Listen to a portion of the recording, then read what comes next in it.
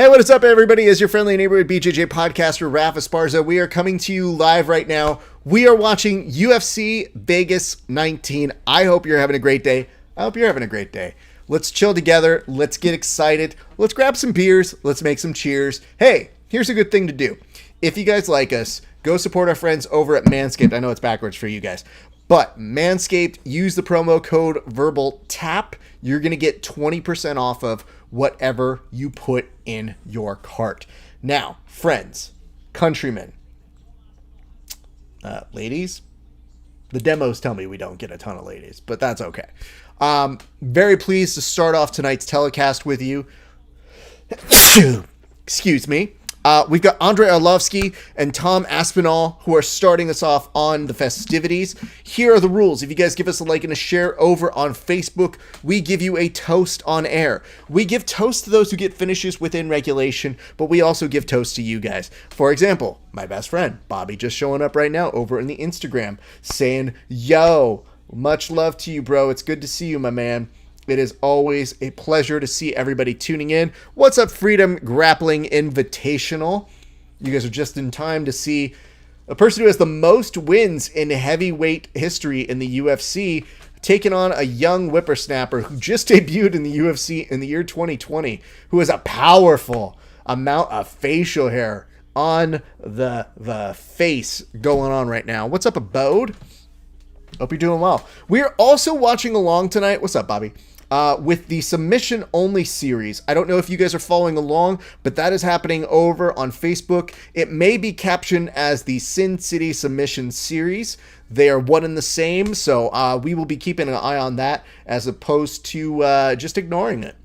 I wasn't able to commentate that today, but I am so happy that we are all here together because it's going to be a great night. It's always a great night for grappling. It's a great night for you guys. And with Arlovsky back in here, who knows what we're about to see tonight? Because I think a lot of people would say Arlovsky probably needs to retire. And I'm not going to say that we say that, but I will say probably. And dude's been fighting for a long time. And we've already seen one person here tonight in Wineland, Eddie Wineland, who got stopped. And, you know, sometimes you just fight for a long time. That dude's been fighting since 2003 as well. So you just think to yourself, why do you need to do that? There is a leg lock finish over on the submission only series. Credit to that young man who just got it right now. But we are on the action over on ESPN Plus, and it just says, just want to see Lewis's post-fight interview. You and me both, bud. And I think we're going to get a lot of casuals who tune in for him. He is a very funny human being for an MMA athlete. And it said, will be better than the fight itself. We were wondering what he's going to say, and there is a high probability in terms of our good friend one, Dan Hubler, who said the odds are probably going to favor Lewis tonight. But already, Aspinall looking really sharp thus far in, holding his own with Arlovsky. Just to give you an idea of how many fights Arlovsky has had, you know, it's always hard to write him off. I mean, you look at his nose and you think, well, that is crazy to see that man with that crooked of a nose. But he has 51 mixed martial arts fights. And if you look at the last several fights on his card, he has 2 wins on a 2-win streak against Tanner Boser and Philippi Lenz. And those 2 wins were solid. So it's not really something that you want to say like, man, he doesn't know how to fight anymore. It's just, what do you still want to do, bro? Like, it's just in you. So you're just in here fighting. But he does have losses within the past several years that stretch back to Jairzinho, Augusto, Samil, and Tai Tuivasa. So who knows what we're getting tonight. Elliot Kelly, a man who helped kill jiu-jitsu last week, stopping in the chat section here tonight. We'll see what's going on. But Aspinall making good work here on Arlovsky. He is teeing off Arlovsky out of instinct, trying to get it a few strikes here. The referee right on top of it. Arlovsky is starting to just keep his hands defensively there. He does fire back with a couple shots. This is already a good fight. Woo! Very nice. Bobby V asking me, who wins tonight? I think the smart money would be on Blades. Stranger things have happened. Lewis always has knockout power, but Blades has already previewed the fact that he is going to go straight into wrestling, which is a form of kryptonite. tonight for one Derek Lewis. Meanwhile, backing over to this, it just says, no, I want to see the old man get the win. Yeah, I mean, it's not quite like a Clint Eastwood movie. There are very sad moments in the fight game, because you did say you wanted to see Arlovsky here earlier in the comment section. That's just the crazy way these things go, kids. You hate to see it, but you're gonna see it. Arlovsky fights back. He rallies. He looks pretty good. Hand movement looking good again. Appreciate y'all stopping in. Having a blast with all of you guys. If you give us a like and a share, we will give you a toast on air. It's that simple. We try to make it as simple as possible. But appreciating y'all jumping in. And if you guys are watching the submission only series, I will put a link in the comments section so that you guys can hop along and join in on that as well. But we are watching both of these here tonight. And I already see another twister attempt here. Damn, these kids, they know their crowd. They know to always appease the crowd with their twister submission attempts. But the flurry that was happening there real early on by one Aspinall, that was concerning to watch, if we're being honest. Because I don't know how much of that Arlovsky can take this evening. So I am also putting in the link. You guys can catch up with us. Yes, he does get the twister finish here. Damn, son. Well done. And that is a brother versus brother.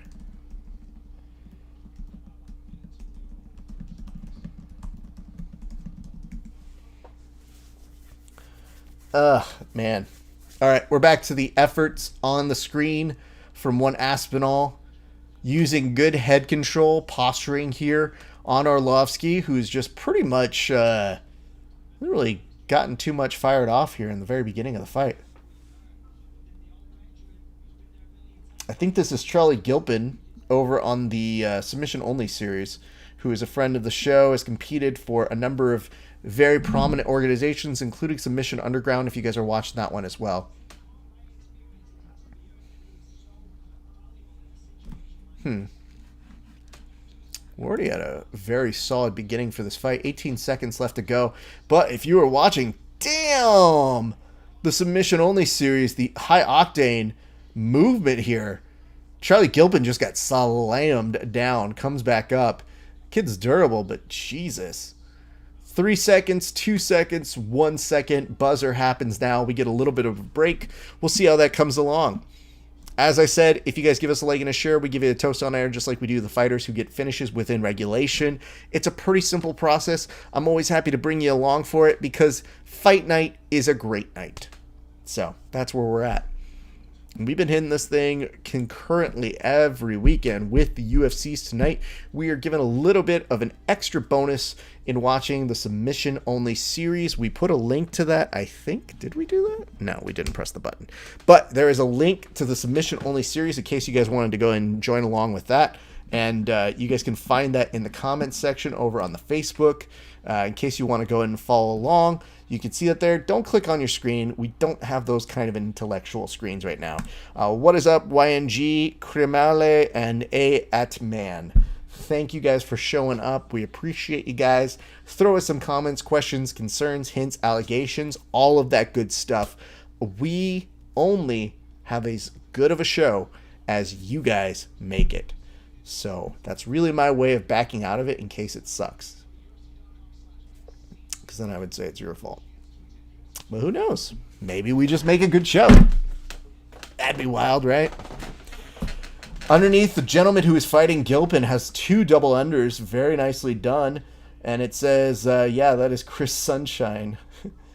It almost feels like Chris Sunshine is in the comment section saying what a pleasure it is to see him on that Submission Only series broadcast. Chris Sunshine is also one of the people who fought AJ Agazarm, ended up beating him.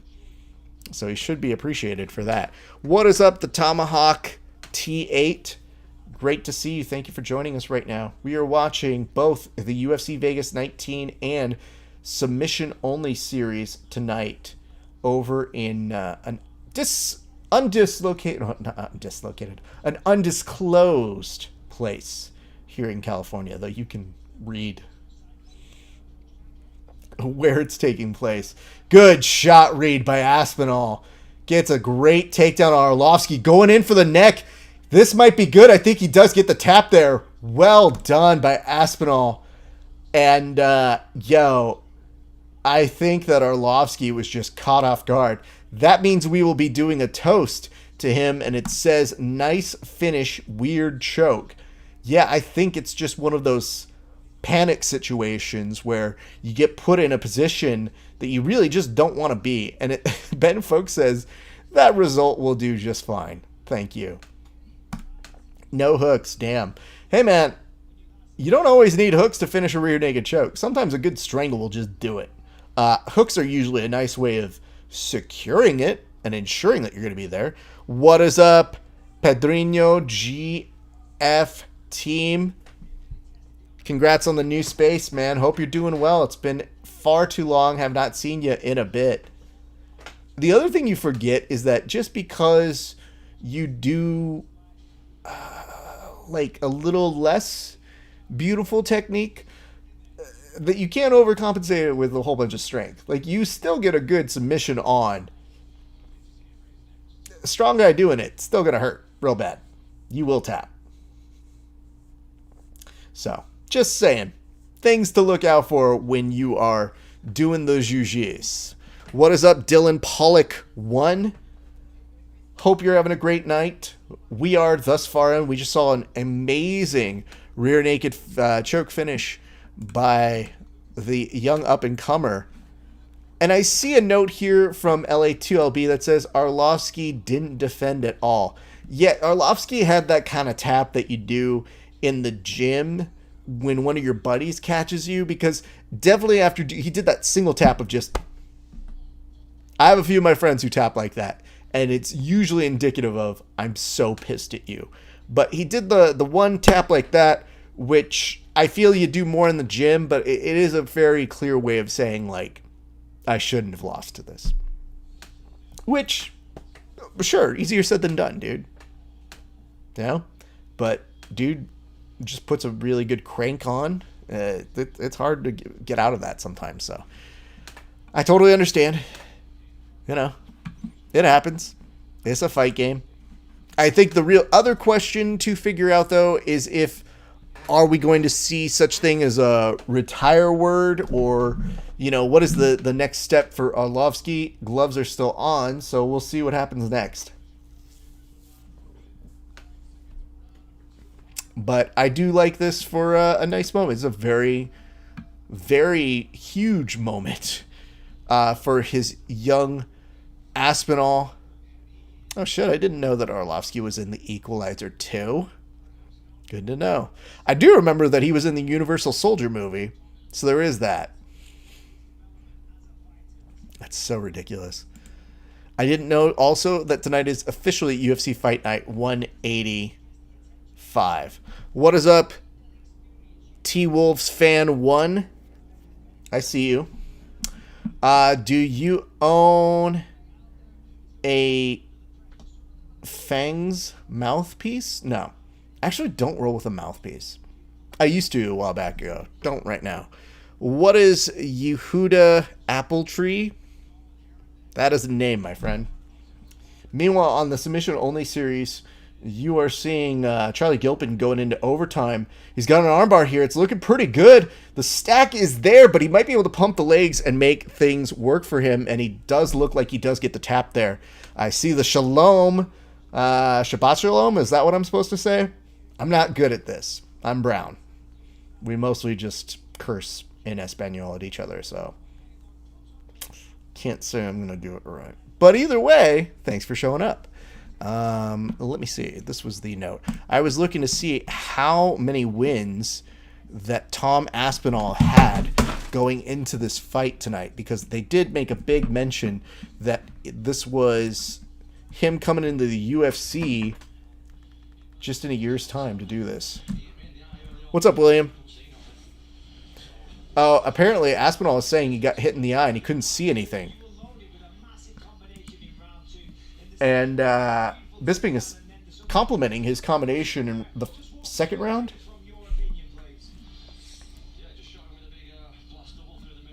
said, blasted him with a double. And he calls it Aspinall Jiu-Jitsu right then and there. And calls it the biggest win of his career.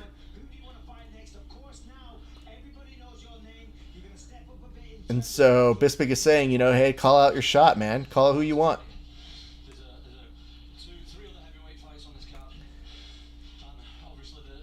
And so he's just saying, you know, listen, anybody else who's on this card whose names aren't Curtis Blades or Derek Lewis because he doesn't feel he's deserved that shot, or maybe he's just scared of it, but I think it's he doesn't deserve that shot, he'd be willing to get it with them. So just to fill you in, his debut was at UFC on ESPN 14. That was back in July of 2020. Before then, he was fighting at Cage Warriors, FCC, Bama. So he was getting around. The fact is, though, this is his 5th straight win, but nobody bigger. I'm sorry, 6th straight win, but nobody bigger than Andrei Arlovski in his fight history. Good for him, man. Excuse me. All right, back to work. Enjoying what you guys got for us. We are having a blast talking the fights. Hopefully you guys are enjoying your time with us here tonight. If not, that's your fault, I'm going to say, right? It's more your fault than mine. Let's just go with that. So we're going to go ahead and give this a share over on the Facebook pages. We're going to share this over on our Verbal Tap page. I believe there's still 5 more fights left on tonight's card. So very excited for that. Vegas, UFC Vegas 19 card going down. Join in. My name's Rafa Spars. I host a number of shows, but the 2 of which that are probably most prominent to you are going to be the ones you are watching, which are either Grappling Hour or Verbal Tap. We are currently on the Verbal Tap Instagram, but we are at Grappling Hour on every other form of social medias at the moment. We're glad to have you guys. As we will remind you, give us a like and a share. We give you a toast on air, just like we do those fighters who get finishes within regulation, including this one that we're about to do right now. This toast goes on over to one Tom Aspinall. Yo, dude, that blast double wasn't just money. It was a game changer for your career. Fighting a person who has the most wins in the UFC heavyweight division and getting your name as a win over him is huge. Big credit to you. Big credit on that rear naked choke. You finish it without the hooks, which most of us can't do, let alone on somebody who has held distinguished titles within the UFC. So cheers to you, good sir. Well, bam. Beautifully done. I'll tell you what I've been drinking right now. Look at you, Abode, making a return here. I'm glad to see you, bud. Hoping you're having a pretty good night along with us, watching some great UFC. And also, I'm just making sure that I'm not speaking out of turn here, but I do look like I am seeing a hold on the Sin City Submission Series, aka the Submission Only Series. So I'm going to investigate into that. But in the meantime, if you guys want to get a cheers like that, all you have to do, give us a like, give us a share on Facebook, give us a subscription over on YouTube, or I haven't figured this out on YouTube yet. I'm sorry, on Instagram yet. Still trying to work that out. You could probably give us like a screenshot and say join us on your stories, but I don't know how I would keep track of all of those things. So long and the short of it is, give us some hearts if you're watching us over on the YouTube. That's cool too. I'll take that. Woo. God, Steve-O's ability to get free shit from the UFC always amazes me, because they're always like, Steve-O's here, and I go, oh, and? Like, I don't care, but I know there's a demo that does. So, fascinating. What's up, Noise Peter? Good to see you back. Enjoying the festivities with y'all tonight. We are having a blast, and I hope that you are having a great night as well. Feel free to throw questions at me as we wait for this next fight coming up, which is going to be Phil Haas versus Nassourdine Imov. I don't know how to say that one. Nassourdine Imov. Imov? I don't know. We'll see. Good to see you, brother. Peter, what are you doing tonight? What's up, Jits Cruz? Good to see you. If you guys are ever looking for good reels or fun things like jiu-jitsu videos, go check out Jits Cruz. They do very funny little kind of like TikTok videos. Always great to see them doing their thing. Appreciate them stopping in to say hello tonight. So talk to us. What is happening in your side of the world? Talk to us. How are you enjoying the fights here tonight? Talk to us. That is what we are here for. We are here to make your viewing pleasure an enjoyable experience. Even if the fights can be so-so, but right, they've been okay. I'm enjoying the fights. Seeing some love so far from some folks. We will address them. I saw one from Adam Woods, so I am hard-pressed not to ask Adam Woods, how is Bloodsport going? I am obviously pot committed right now, but I would love to hear how Josh Barnett's Bloodsport is appearing over on the main telecast that is happening on Fight TV.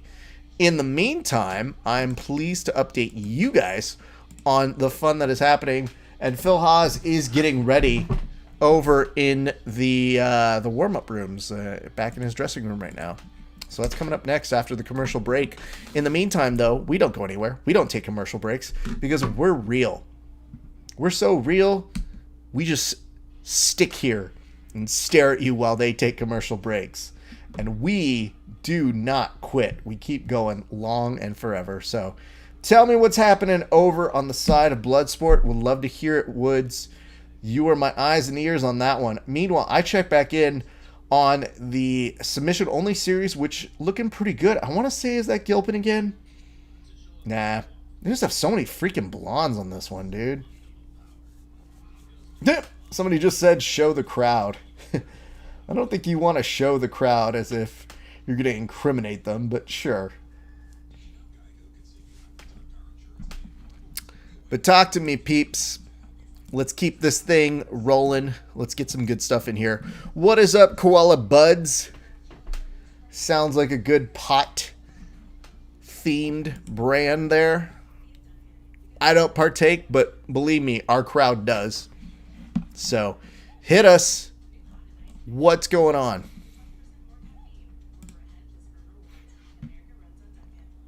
Yeah, I wanted to go and highlight that comment. I guess I cannot do that.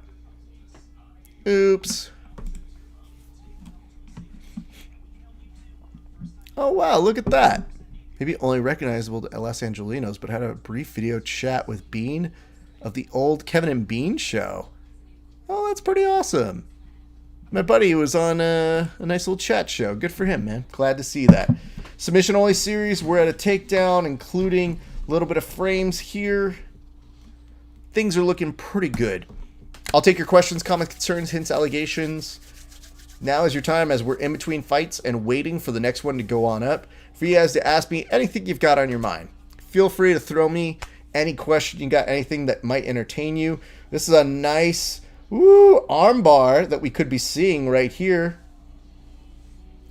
Phil Haas getting a little love on a prepackaged series right now. Definitely talking about his journey to the main stage here. Enjoying that. Also, give some love to our friends over at Manscaped. There it is. Use a promo code VerbalTap. You'll get 20% off of whatever you put in your cart. Plus, I mean, you know, I'm just saying, trim the areas. People will be happy with you.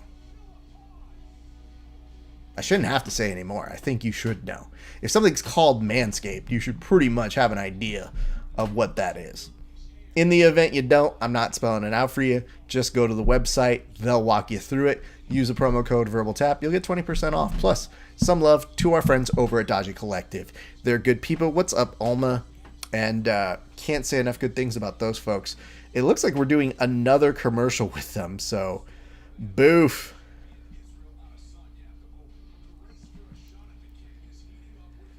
Oh, everybody. Action looking stalkerish there.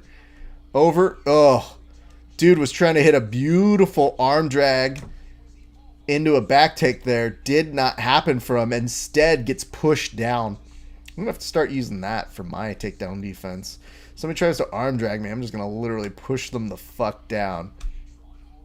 You can tell things are slowly coming to a close over on the submission-only series because you are seeing them start to slowly put away the chairs in the background.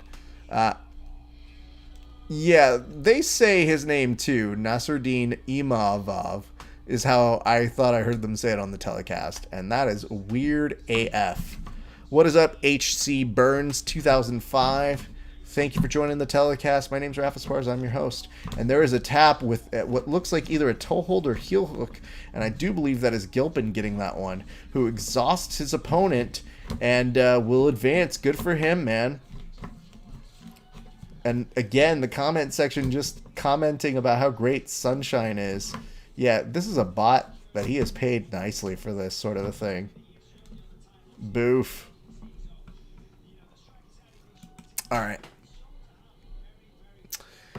Walkout's about to come to a close here in a few seconds. Who do you guys got? Tell me in the comment section before you run out of time. We'd love to hear it. We'd love to see it. Oof. Yeah, they just put up the John Castaneda finishes right there. Good for that. Dude walking out with music. Imov needs to win. This music is too epic not to win. Yeah, I'm kind of with you on that. This dude is definitely feeling his emotional techno roots right now.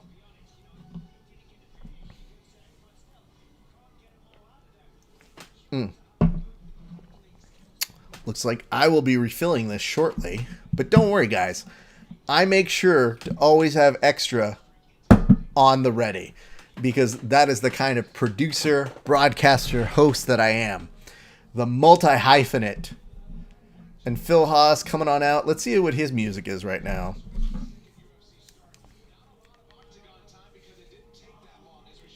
I will say, though, you know, not like there was ever going to be a concern of me going out to music to walk out to.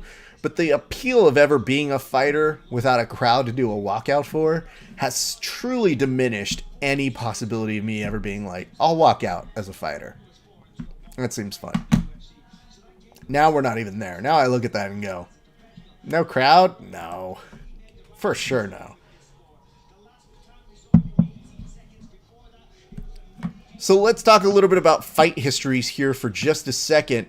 They are giving due props to ESPN's little finish there of Tom Aspinall, as I am happy to see.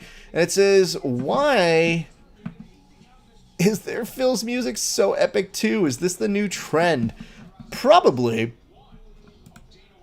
I would make my fucking walkout super dramatic, dude. Because the thing is, a lot of these people fight for a living, so they know they'll always have multiple walkouts.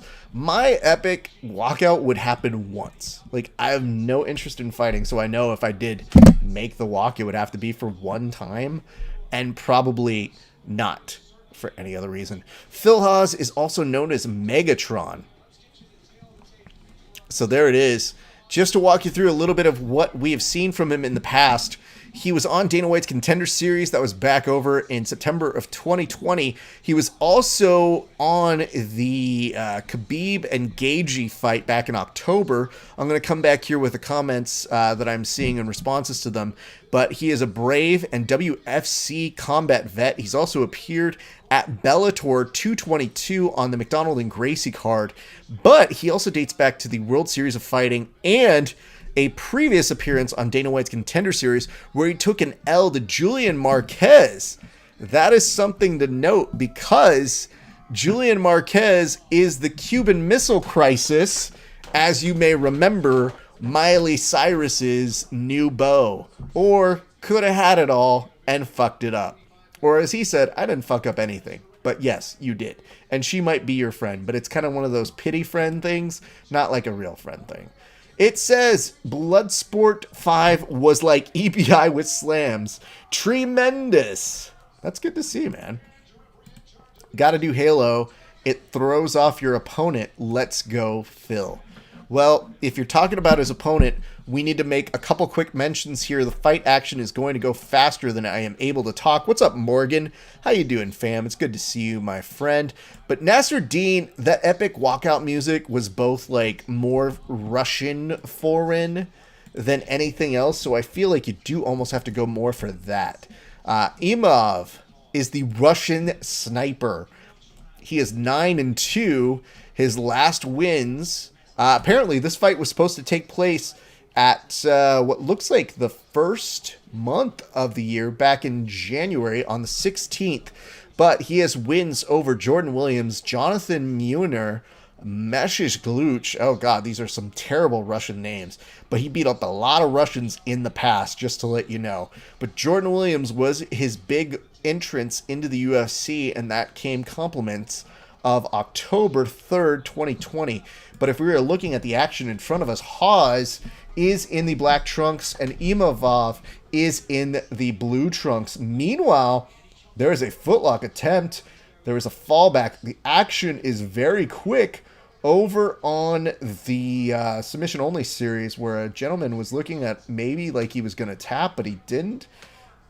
I think he did, so I think they're going to call that a finish over on that broadcast. And I see here a note from Christopher James Velez that says, wow, the calf kicks are working. They certainly are. We're seeing a number of fighters utilize calf kicks and kicks in general to the legs to great extent. We also saw our good friend gifted Gabe Green get some good mileage out of that. TJ Kelly says, what up, guys? I'll say it right back to you. What up, TJ? You having a great night? You feeling your feels? Are you enjoying your night? We'll remind you guys, give us a like and a share. We give you a toast on air. You know, the usual shit. That stuff like that. We are enjoying all of you guys on the broadcast. Having fun with us tonight. We're only just beginning. Woo! Here we go. Haas has Imavov up against the cage. Imavov almost makes an angle to start running away. Does not get any further than maybe just 2 centimeters. Gets pulled back in, and we're with heavy pressure against this cage considerably, in that Imavov is so much larger than his opponent just in terms of height, but Haas utilizing his body in a very effective manner. Keeping him locked up there. Imavov trying to kind of pummel underneath. And now, Haas, for a split second, thought he might be able to utilize that cage positioning and start to try and drag him down. Does not get that just yet. But stay tuned here, everybody. It does appear like there is more to come within this section. With 2 minutes left to go here, this is where you feel this is where Haas wants to be. It's also a good time to remind you that there is a boxing match that is happening tonight that should be fun. I don't know that we will be covering that, but I will tell you, it is, I believe, I thought it was on the ESPN Plus. Could be wrong. Don't quote me.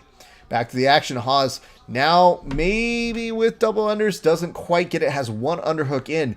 And Imavov can really use that hook if he were to kind of shrug him off a little bit better. But having a lot of difficulty. Haas continuously and relentlessly just moving back and forth, making life somewhat miserable for Imavov. Meanwhile, the submission-only series seems like they are taking a quick break. We are keeping our eyes on that as well, so do not forget that. TJ, where the fuck were you? How the fuck did you miss all these other bomb-ass fights? Imavov comes up for an elbow, does not really connect, and opens the door for Haas to get a takedown here. Has a body lock, still trying to drag him down. And he does bring him down very nicely here. Haas is 50 seconds to work in this particular section. He's trying to come across the body. it's not quite enough to really create a half guard that's really going to create any kind of real pressure here. It's mostly just keeping weight on Imavov so they can't get back up. But Imavov already looking at a little bit of a Kimura situation from here, does not get it. And it says, I've been watching them, just sitting out by the fire with my wife. Well, that is pleasant. Hello, TJ Kelly's wife. Thank you so much for watching along with us. We hope that we are making your night fun, and we hope that we aren't interrupting things too much, but we appreciate it.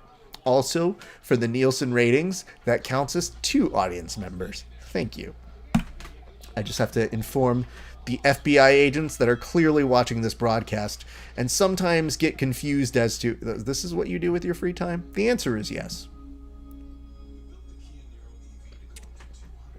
I hope that you guys are enjoying yourself. A fire sounds like a wonderful way to be spending the evening, so consider me jealous. My wife would love to be sitting out by a fire with me right now, but she's also at work. So, fun times for everybody.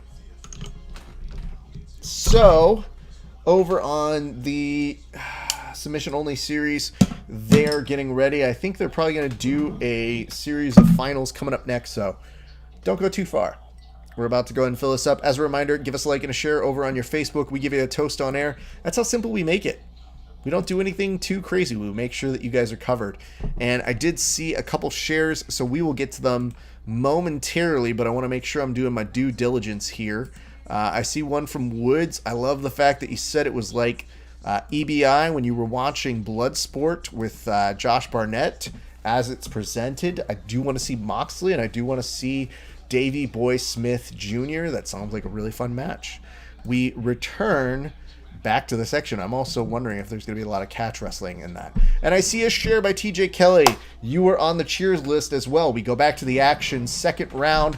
4:55 on my clock. Haas coming out very aggressively. And I think on this one in particular, Imavov understands if you're going to have a little bit of a reach, you're going to have to utilize a little bit more because Haas is going to take you right back over to the cage and just put this heavy pressure on you against that. He has been greatly effective. I would love to hear what Haas' corner told him to do within that section there. But I actually think I'm very intrigued to know what Imavov's corner told him to do, because it's happening the exact same way, so that you would hope he would get a little bit more intel, a little bit more information as to how to change things up as it goes along and as it continues.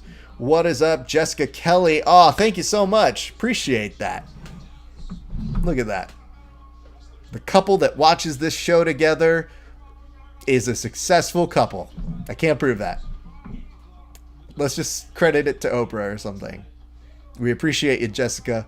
Love it. Love that you're watching the fights. We love spouses that come together. My wife is a fight spouse. She is always watching the events. And I'll tell you, even when she comes home from work, she'll be like, what time does Cerrone go on? What time's the main? I don't like that. Co-main sucks. I like that one. Or she'll keep it very real with me. But love seeing that. Haas right back with one underhook. And Imavov still looking on here. And it says here, according to Woods, why hasn't Davey Boy Smith Jr. not been on an EBI? He probably makes money elsewhere.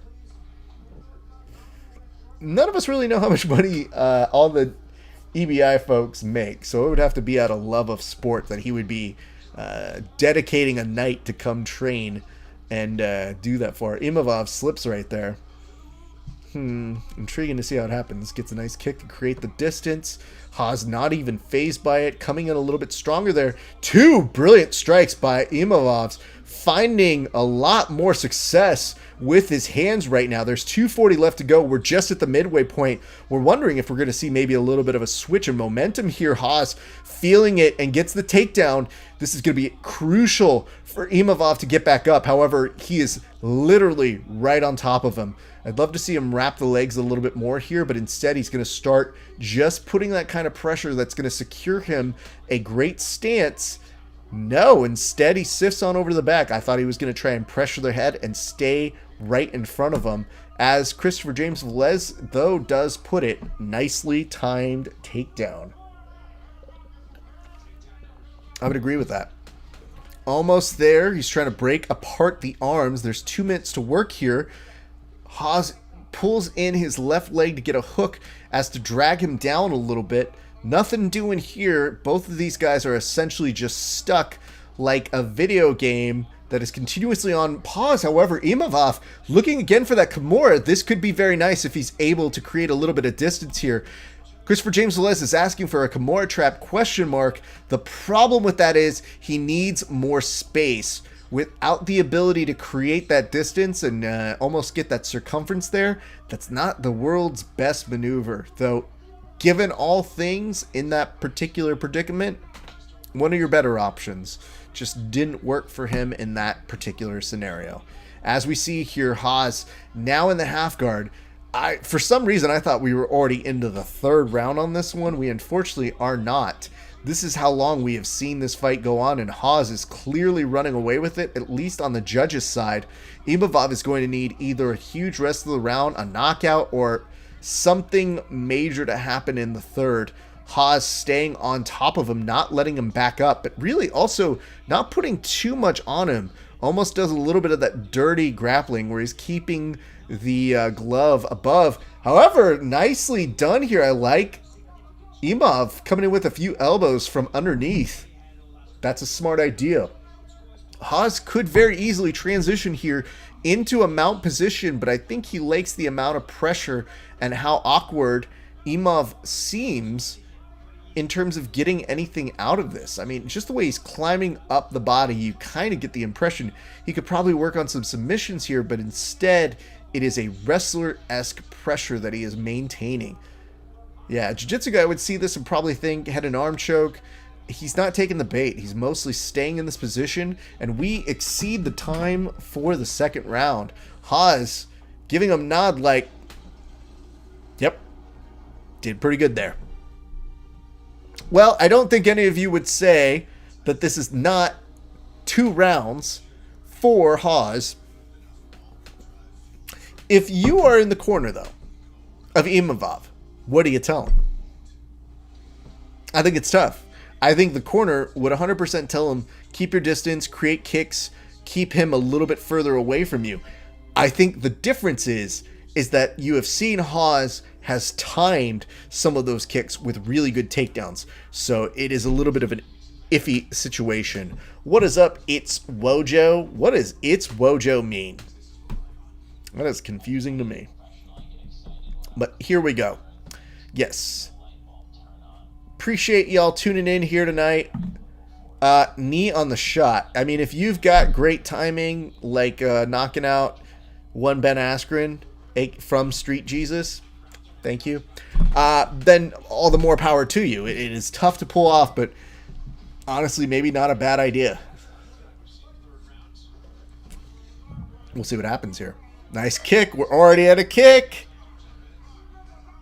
Imavov really needs to use his range and find a way to stall. Oh, just kidding. Haas with the takedown already. It's difficult, dude. Haas just stays on you, man. He really has a good read on his shots. He gets them. He's effective. And the beautiful thing is, even when his opponent, in this case, Imavov, gets right back up, he stays on them on a way that just exhausts them. It seems to deplete all of their energies. So it's very unfortunate to watch happen on that side here. I'm seeing a note saying, where can we see the interviews? I guess the interviews will go up a little bit later. So, good to note here, submission only series looks like they're coming back on. They return from a little bit of a break to give everybody there. And Jessica Kelly says that's a hard shot. Yeah, it really effing is. That's that shot that they always tell you, like, yeah, you'll see it. You'll know when you see it. I was like, I always feel like I never see a shot when I'm wrestling with somebody. I feel like I'm the guy who tries to figure it out, and then I'll see the shot, and then I'm already taken down by the time I do. What is up, Just Baker 85? Welcome to the broadcast. My name is Rafa Sparza. It is a pleasure to have you here. And it does look like on the submission only series, they are grabbing the camera to hopefully bring a little bit closer in on the action, because that is the broadcast camera. Otherwise, I got to text somebody and tell them to fucking wake the fuck up.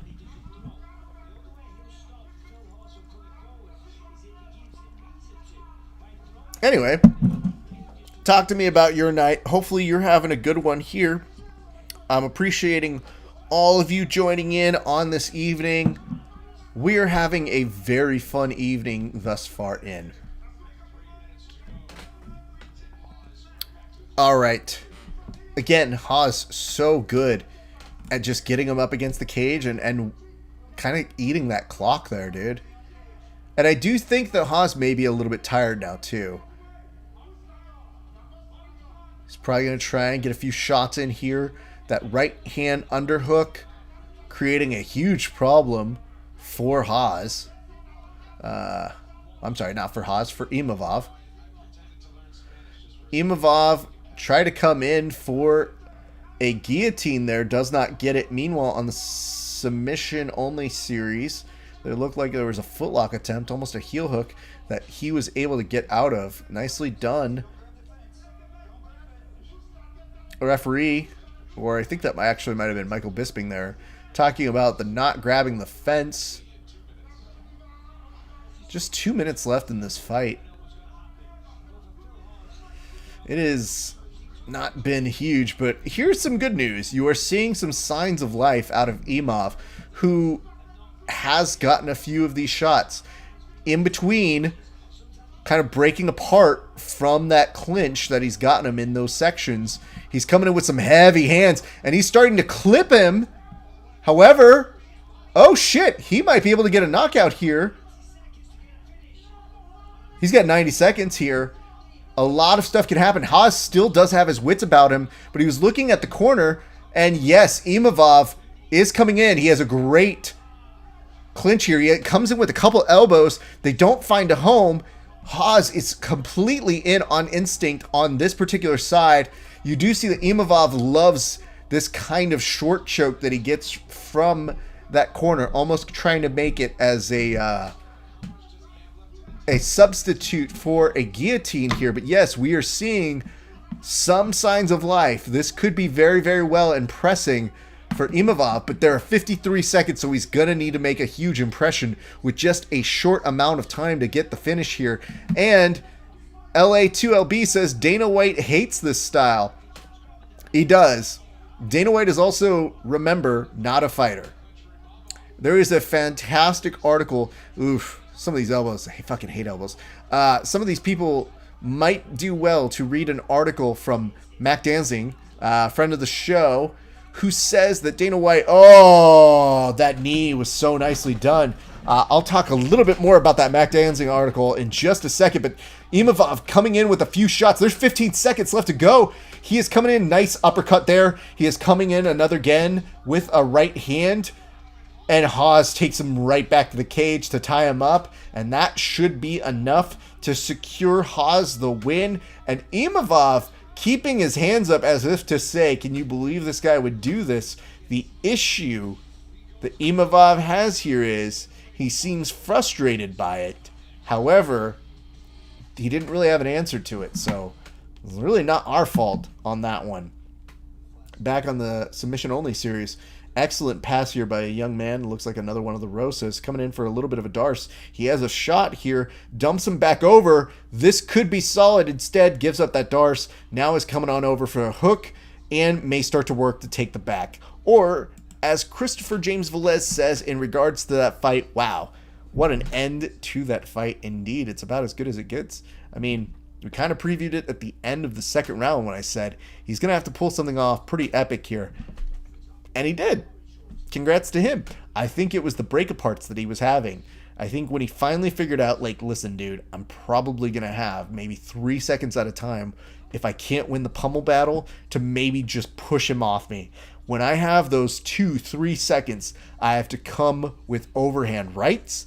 I've got to come with elbows. I've got to at least stagger this guy so that it peppers him, so that if we break apart, I can make this a little bit more of a boxing match and maybe get the better of him there. But it might have been a little bit too late, or was a little bit too late. We await the official decision here in just a second. What is up, Loretto BJJ Bar? Good to see you. Hope you're having a great night. Haas keeping up a number 1 right there as to show everybody, yeah, I probably won that one.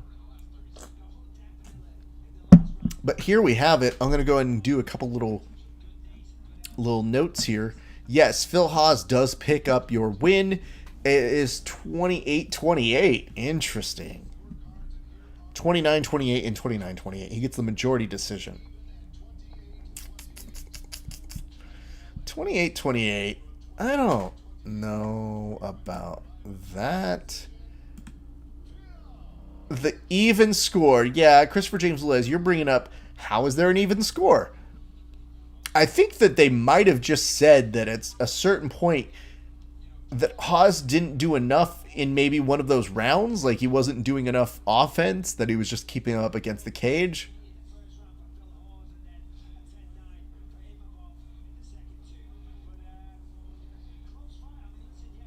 I don't think that was a close fight. I think one dude won 2 rounds.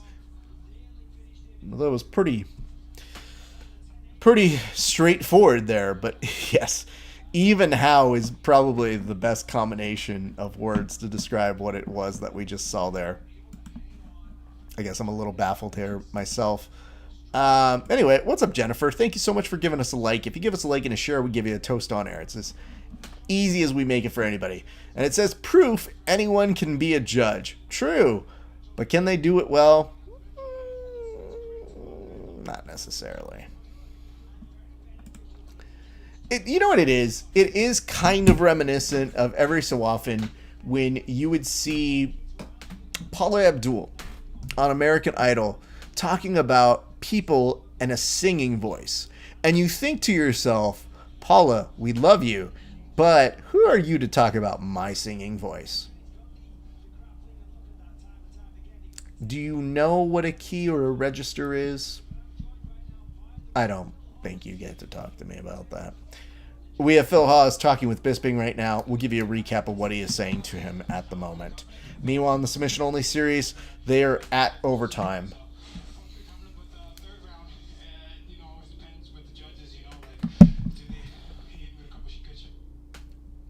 So Phil Haas is giving credit to Imavov and saying, you know, he did hit me really well in that 3rd round.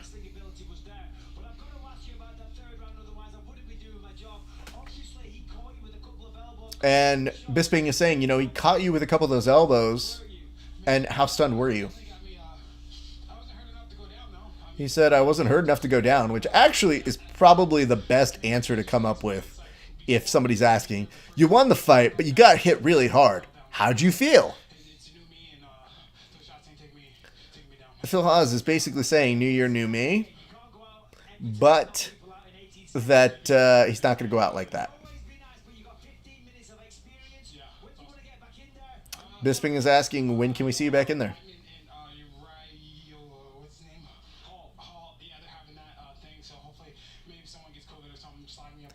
Oh, okay. So he's offering to be the COVID replacement. Listen, dude, why not? At this point, if productions have teams dedicated to COVID, you might as well have replacement fighters dedicated to the COVID slot. Verdict MMA is already addressing it, and it says one of the cage-side judges scored the Haas and Imavov a draw. Here's how the global scorecard looked. So the global scorecard on Verdict basically came out, 10 out of 10 people responded in saying that it was Phil Haas in the 1st round. 9.88 percentage were saying it was a Phil Haas round in the 2nd.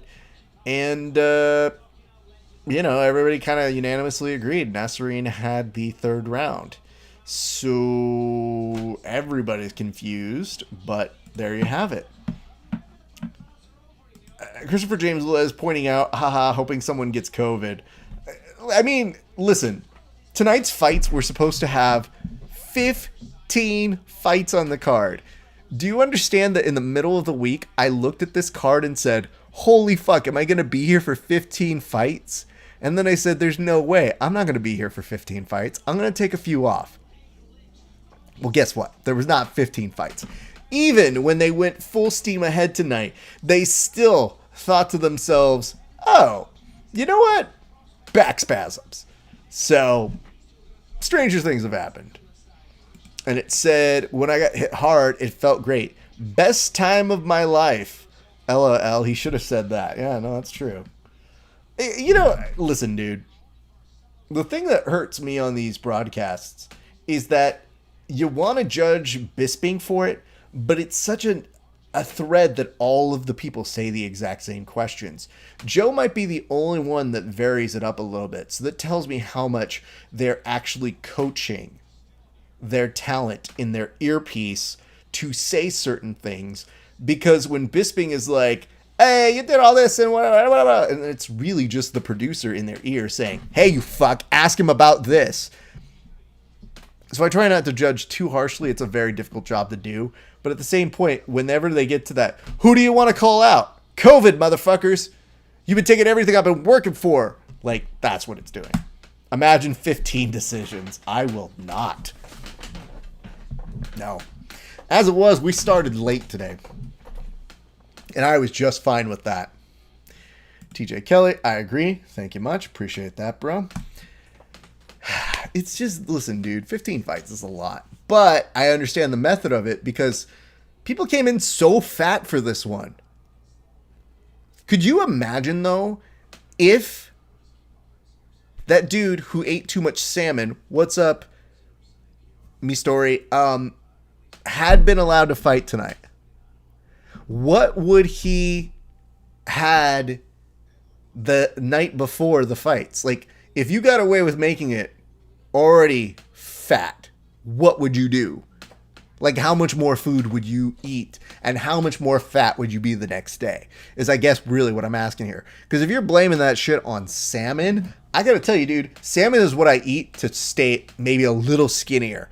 But if you're telling people, like, no, that salmon did me raw, it's like, well, how much salmon were you having? You're all on the same page. I know this.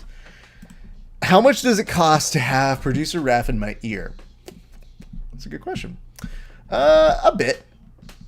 Producer Raph is different than host Raph. Host Raph is also producer Raph. But the beauty of being just producer Raph is that allows me to concentrate on you as a talent, and it makes me have to take my time. I've worked on shows or gigs with friends where I'm in the background and they're hosting, and I gotta tell you, sometimes it takes work.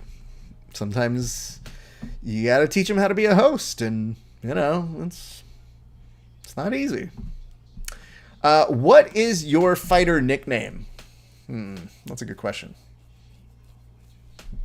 So you're not supposed to come up with your fighter nickname. I believe most of your friends or your training partners are supposed to come up with one. I don't really get one. The only thing I've gotten that I kind of liked, and it's not necessarily what you're supposed to like because people are named Shoeface in the UFC, but the one nickname that has kind of come around me that I kind of like is the Mayor of Jiu-Jitsu. And here's the reason why. One of my good friends, Freddie, once told me, he goes, man, it always feels like anytime I see you at a jiu-jitsu event, you're there shaking hands and kissing babies and doing all the things a political person would do. He goes, so I think you're like the governor of jiu-jitsu. And I was like, first of all, I don't want to be the governor of jiu-jitsu. I would rather be a little bit on the smaller scale. He goes, how about the mayor of jiu-jitsu? And I go, now we're talking though. Mayors aren't too bad. I like the mayor of jiu-jitsu. So that's my thing. You guys can tell me if you like that one, but I don't dislike it, and I don't disagree with it. And it said that's bullshit. Poorly disciplined, weight cut, needs to go up a weight class, and just commit. Here's the problem with that. He missed that weight class too. It's one thing to miss one weight class, but to miss 2 weight classes is an all-time oopsie daisy. And not only that, but to me, to still blame salmon is like, what did salmon ever do to you? Okay, because to the rest of us, that shit is delicious, and it keeps me from being fatter than I'm supposed to be. So I don't need you making salmon out to be the bad guy when salmon has been there for me a lot of the times when I've wanted to eat the fattest things possible. Also, I guess the follow-up question is, how much salmon we talking? Because nobody asked that one. But I had people who are actual fitness people who hit me up and said, whoa, nobody talks shit about salmon. Not on my watch. So there you have it.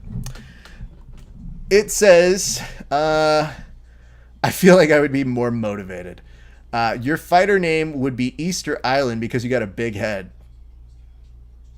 Well, that just hurts. And why is it Easter Island? I gotta figure that one out. I'm just saying.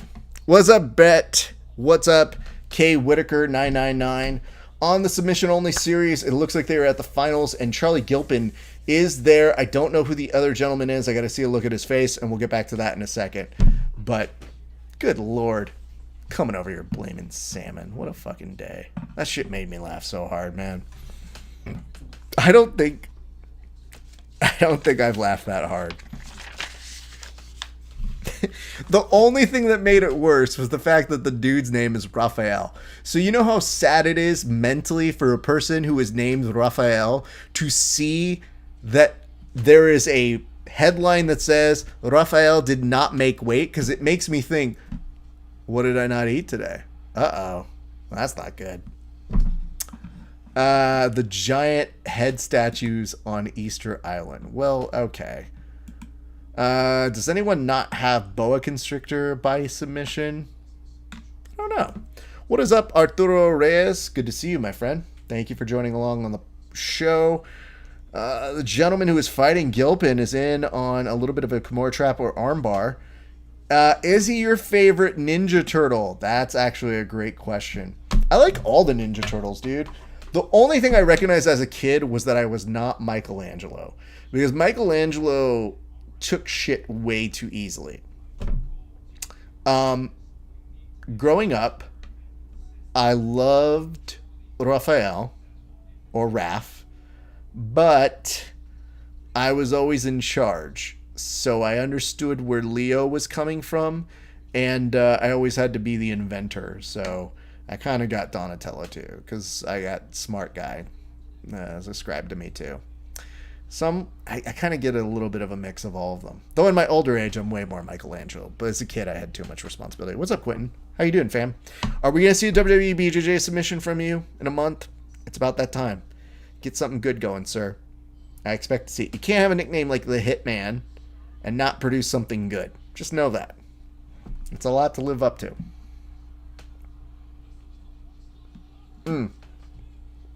I will say this, though. The first time I saw the movie where Raphael disappears and just leaves, I go, ooh, that is something I would do. Yeah. When I get really angry at people, I'll be like, fuck you guys. And I just leave. So that part I understood. But yeah, as a kid, man, I want to say for a couple of years I loved Leo. Because I always felt a certain kinship with the people who were leaders. Like, I didn't hate Cyclops. Cyclops is a giant tool to a number of people, but I was always like, I can kind of see why Cyclops has to do that. One of my favorite things with Cyclops, though, was that Wolverine was so pissed at him about Morph. And all I could think about is that Morph killed himself. Morph literally said, you know what? Wolverine has a healing factor. You know what I'm going to do? I'm going to push him out of the way because my superpower is impressions. And that'll absorb the blast from the giant sentinel. Oh, wait, I'm dead. Morph killed Morph. Remember that. He lost a sigh. He did. You know what? That was the hard part, too, is I was like, I don't know that I get in close enough on contact to really get a good sigh finish in. I liked the swords. The swords really spoke to me as a kid. So I was kind of into that. I was even into the fucking staff. I like that. Do you find it weird that there isn't a Grand Slam event and or championship in MMA? No, because nobody wants to play along. Though, you know, if ONE FC pulled an AEW and decided to play along with the other organizations, that could be interesting. But nobody wants to seed anything there.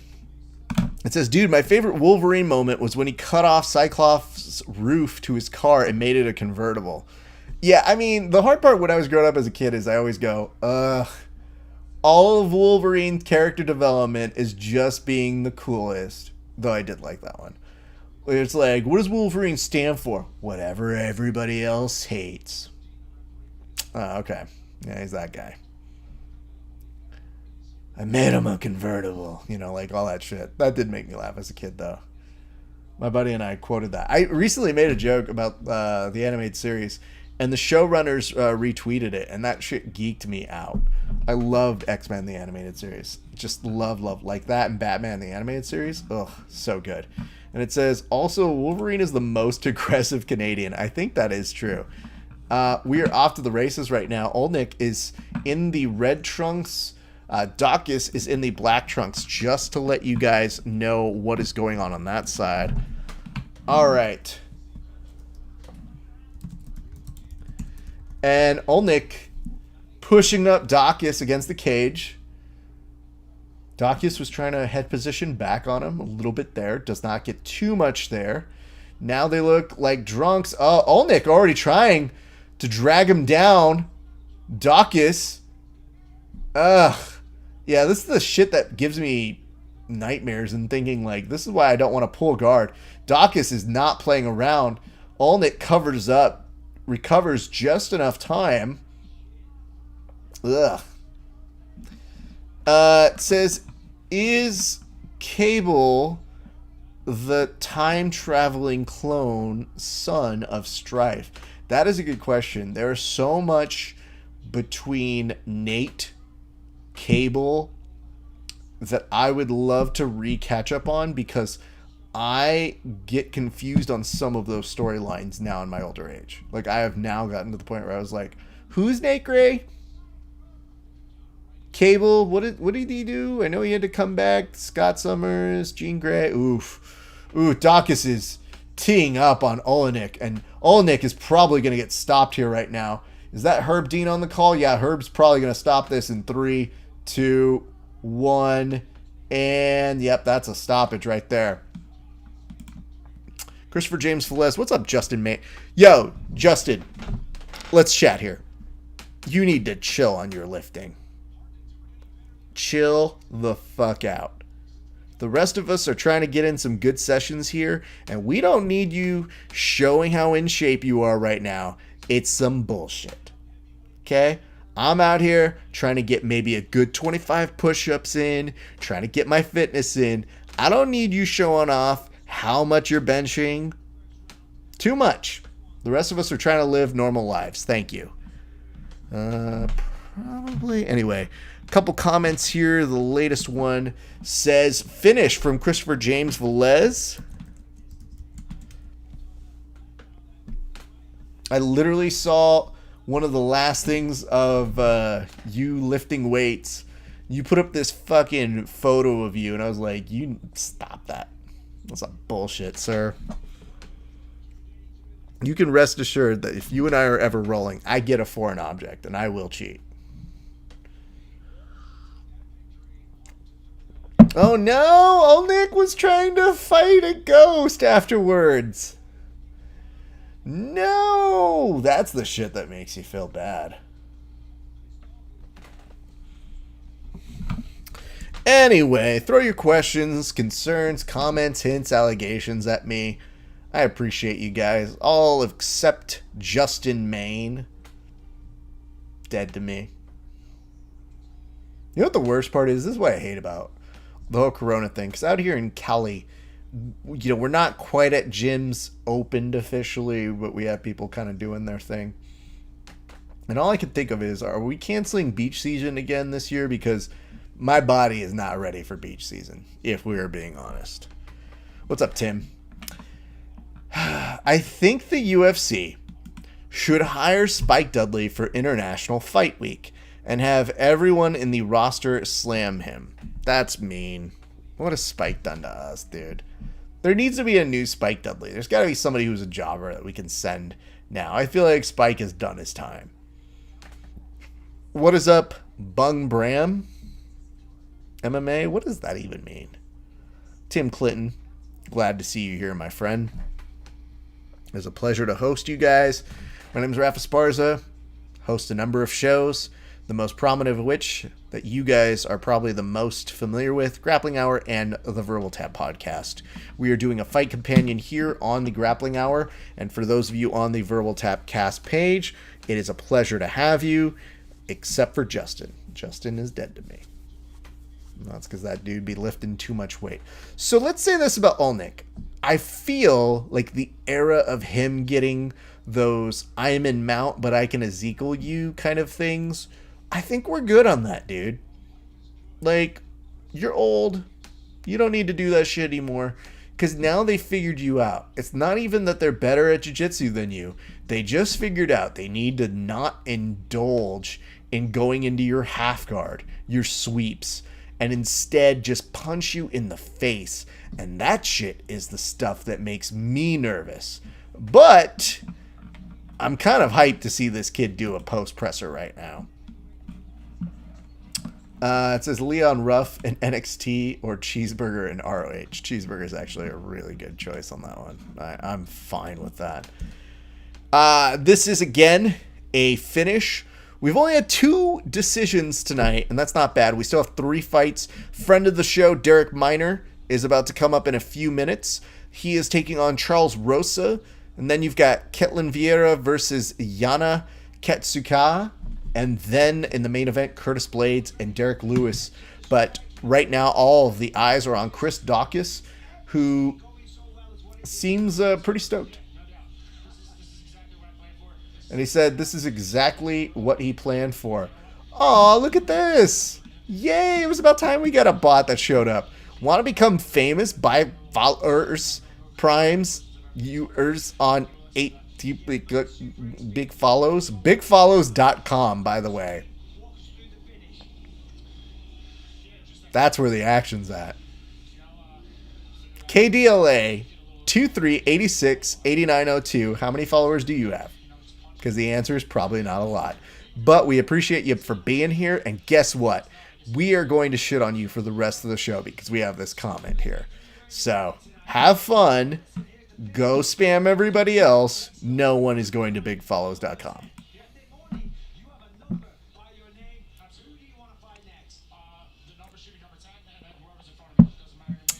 So Doc is just saying, I want to fight whoever's in front of me, which I think is the right answer. So good for him.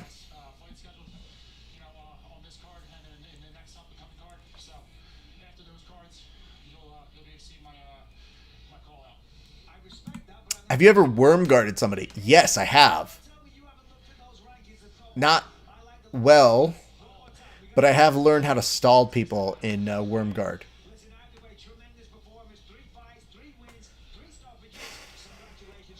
Bisping seems to be pretty happy with the kid. They take him off the air. That was a very quick interview. All right, so that means we got to do a cheers for this young man. This cheers is going on out to Chris Dawkins. Hey, Chris. Appreciate you getting a nice little finish there. Olnick did not look okay, and I feel like you pounced on that opportunity right then, right there. You didn't fall prey for falling into his half guard. You didn't let him drag you down. You had a great game plan. Much props to you, kid, and we look forward to seeing you more. Or as Bisping said, 3 fights, 3 wins. We're looking forward to seeing what the next things are in line for you. Cheers to you, good sir.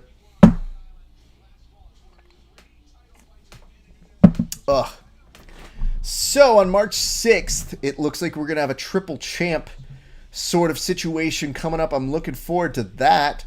That is going to be a blast. I think the Sin City Submission Series, aka the Submission Only series, might have just crapped out on the live stream. We'll keep an eye on that. But next week is a UFC Fight Night, Rosenstruck versus Gain. And then after that big March 6th card, we've got 2 weeks right in a row. The UFC is just continuously putting on more and more events. So you guys are going to need to tune in with us. Make friends with your friends here over at the broadcast. We should also take care of another cheers while we're at it. Let me just double check and make sure we have not missed anybody. Ah, yes. I got TJ Kelly cheers coming up in just a second.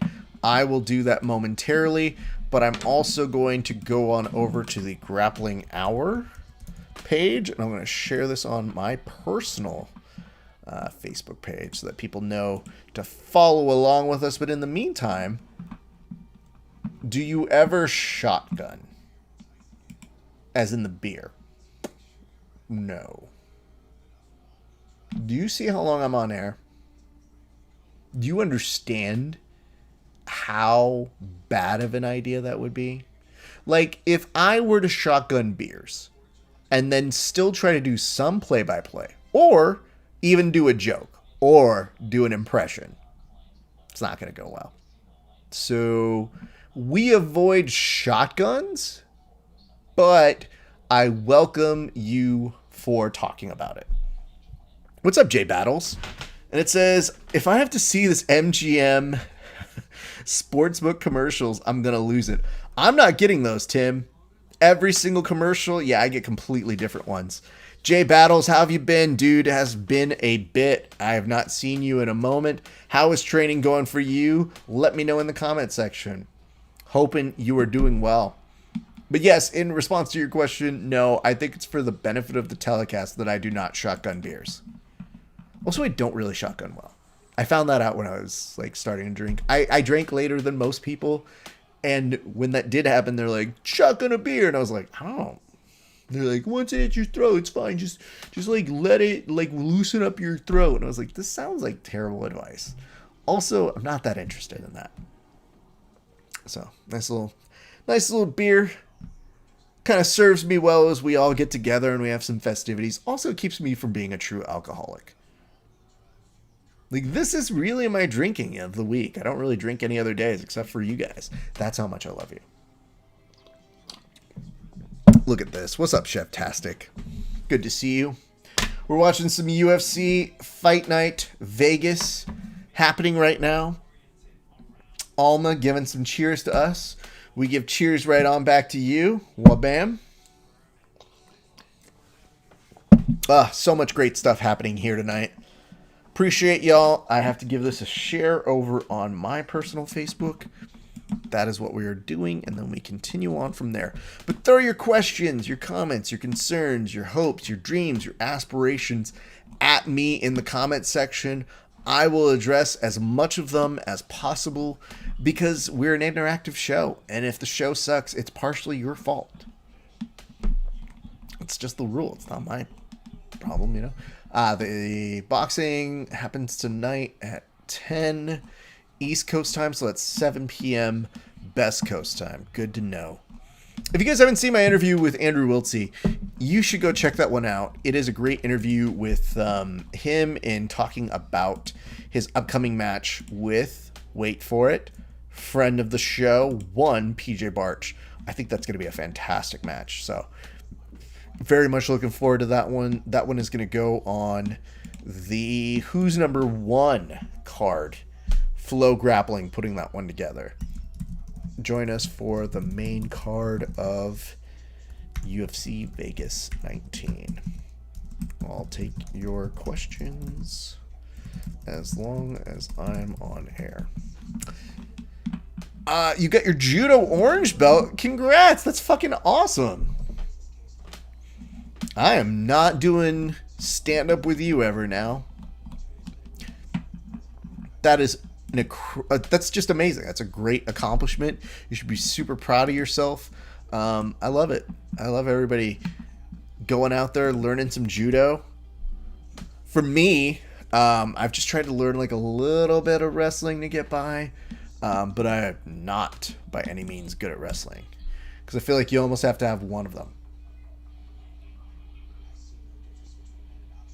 I mean, it's kind of, you know, Chandler fits on the UFC programming.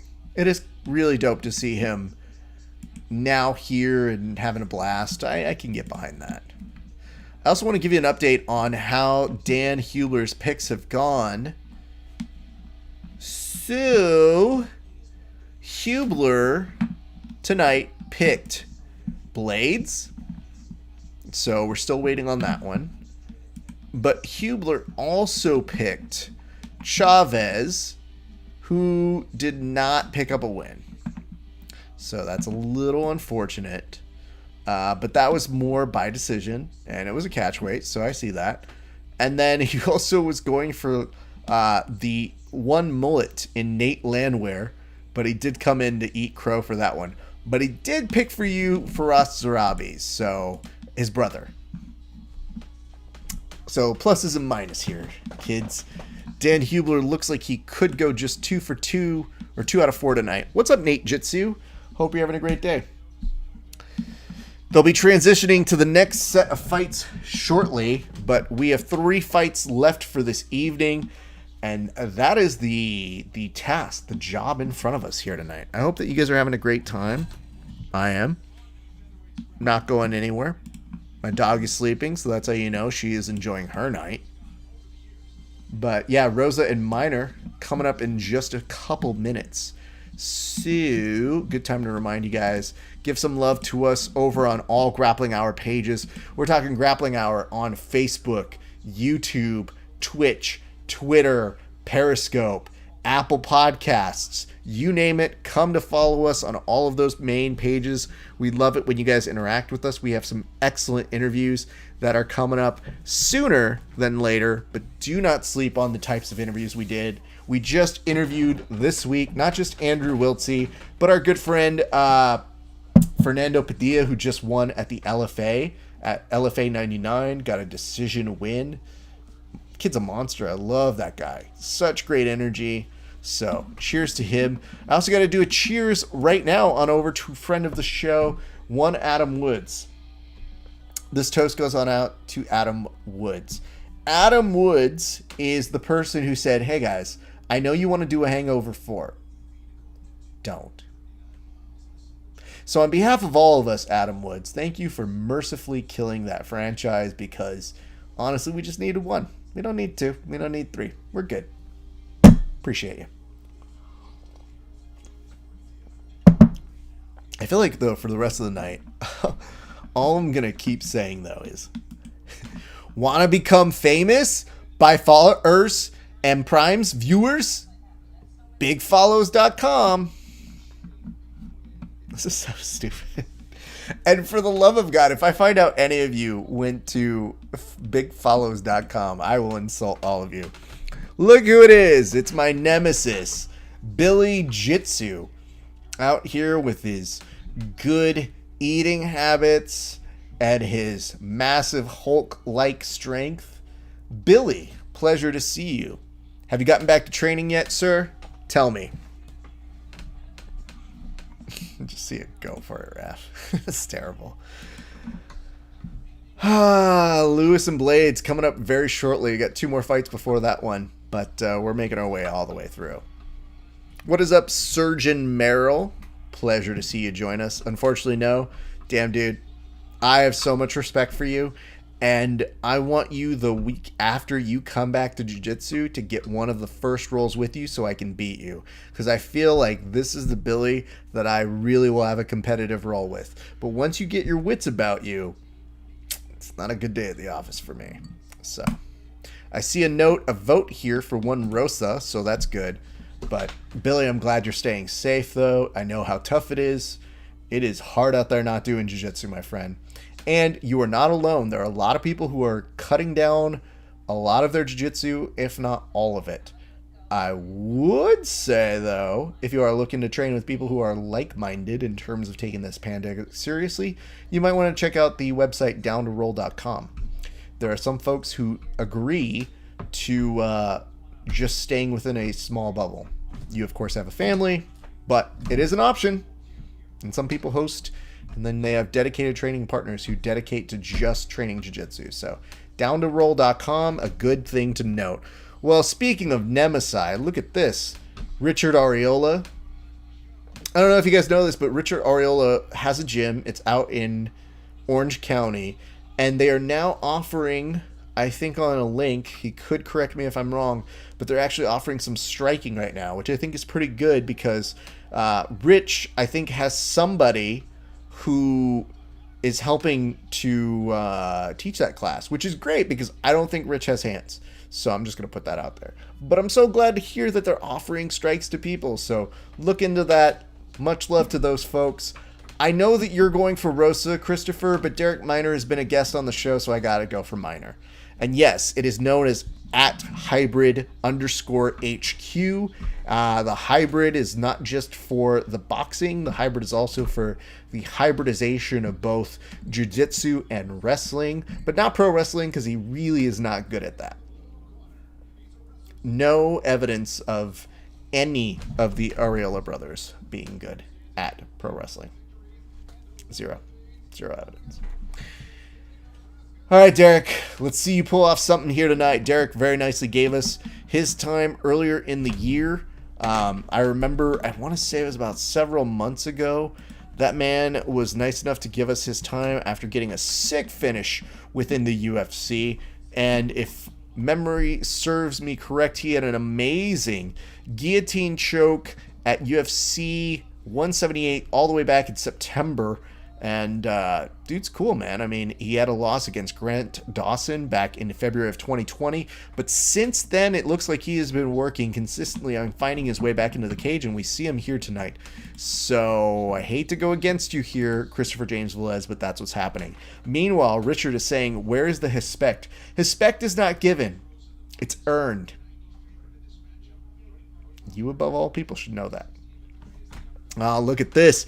John Starks. Jesus, it's like all my nemesis are showing up as this event is going on. John, how did the event go today, man? For those of you who don't know, friend of the show, John Starks competed in an event where he was donating his efforts. Like, he was putting in money that is donating to a animal shelter, and I love that. I think that's super dope. So it was a super fight that he had, and the money that he raised went to going to a rescue. So big respect to you, bro. I cannot wait to beat you up at some point in the near future whenever you make your way back down to California, even though you're still looking like you win. So I didn't know if you're at liberty to discuss, but would love to hear how it went. What's up, Luis Diaz 60? Good to see you, my man. Yes, we are at a good pace. And Alma is saying that is so awesome. I believe that too. It is great to see. Rosa looks very composed here at the very beginning of the fight. You're seeing Minor start to switch up a little bit of his pace. He's trying to find an angle on the outside. Rosa engages coming on the inside and just misses a couple of the bats in his face. Yeah, Rosa's going to be pushing the action here. That looked like a stiff kick, but Minor comes in with a beautiful takedown, holds, starts to pull down a little bit on the pressure. Rosa trying to attack the arm and fight as best as possible. So Minor reverses the position. Now is going to be potentially fully in mount, if not just within that weird half guard nebulous.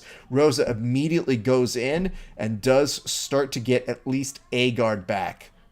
Minor dropping a few elbows, but Rosa underneath scoops the leg. I think that's a very choice thing to do. I don't 100% love it, but Rosa showing some pretty good awareness here. Minor's craftier than advertised. Then I would hope he would be aware of at least some of his submission game and have some respect for that. We'll see how this plays out. Minor making his way up. Looked like he was trying to almost go for an armbar here, but gets put right back into guard. Beautifully done. You see one butterfly hook for him, lifting him up, but he cannot make too much movement here.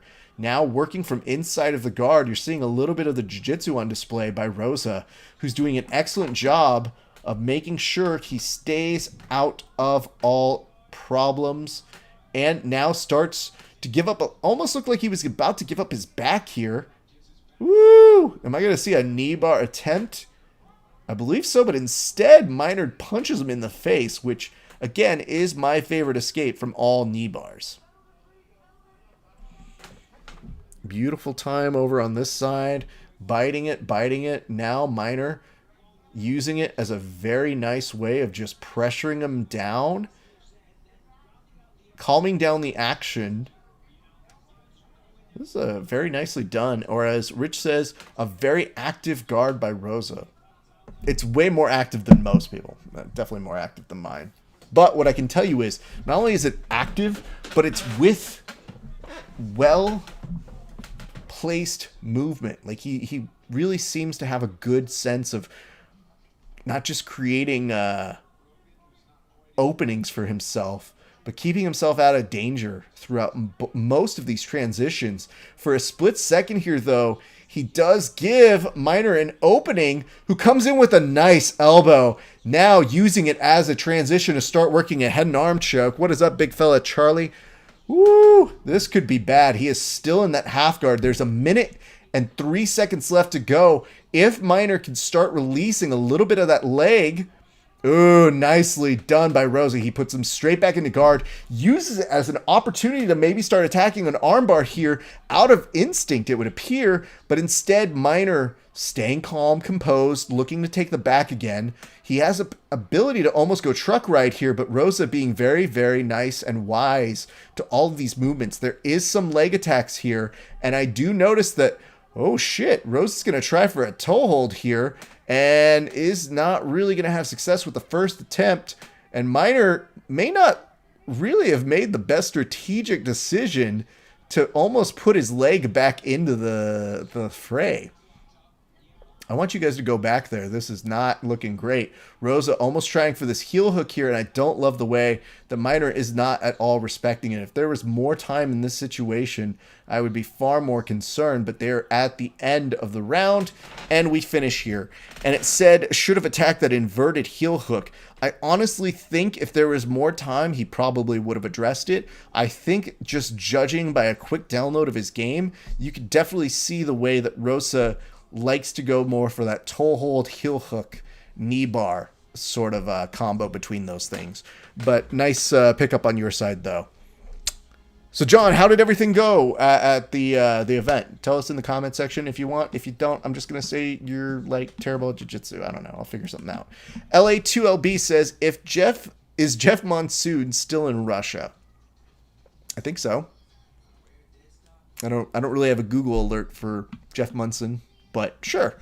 Christopher James Velez says, wow, great guard work. Absolutely. That exhausts me doing that kind of high octane guard retention, especially when you are in very compromised positions. So all the credit in the world to that young man. Rosa looked very solid.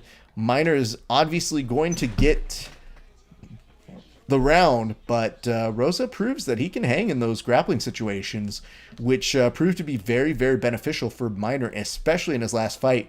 But nice exchange right at the top of the second round.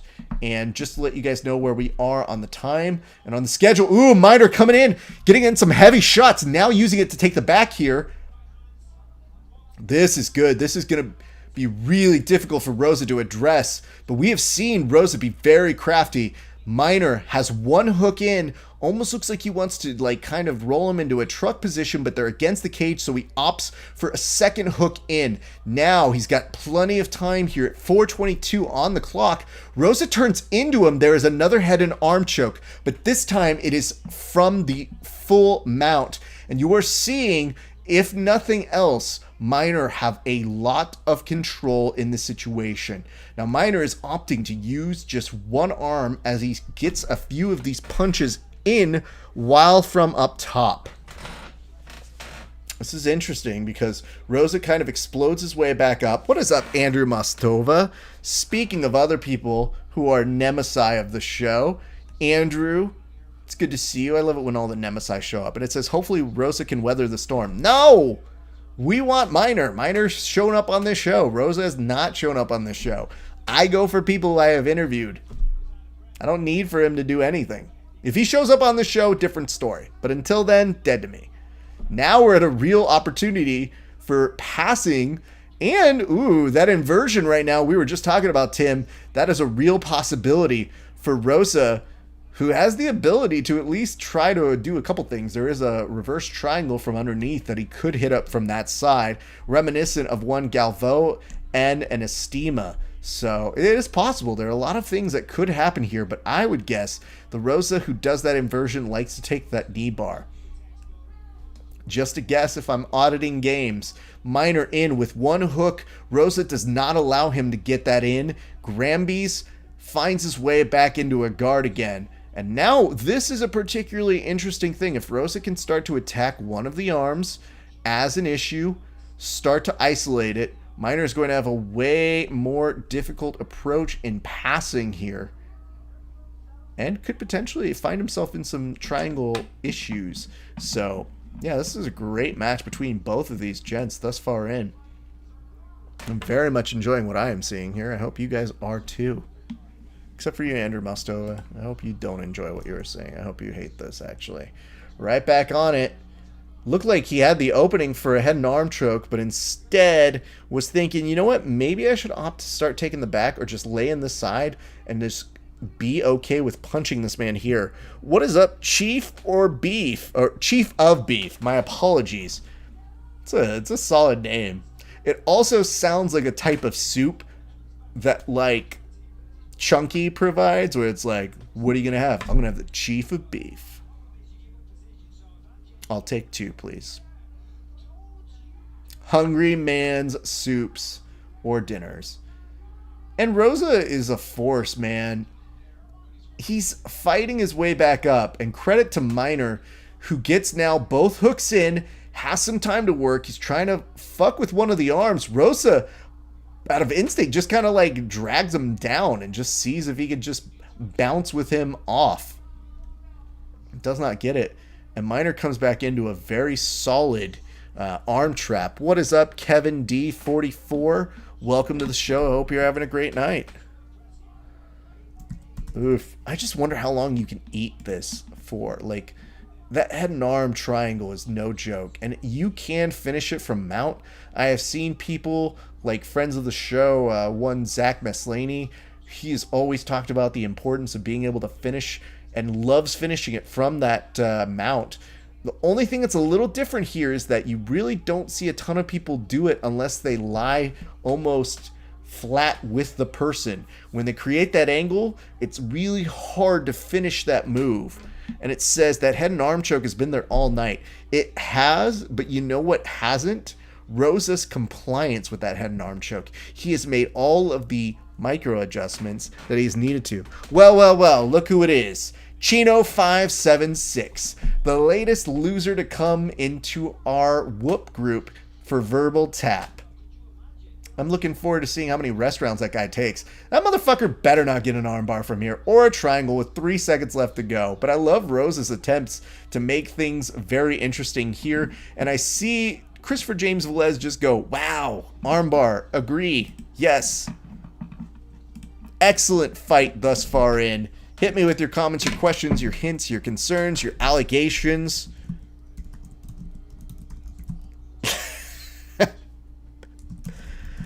I like this, and I will read it to you in the way that it deserves to be read. But this note comes from LA2LB, and it says, $1 million hold would work. I think you're referring to the $1 million dream. Or the Cobra clutch. Take your pick.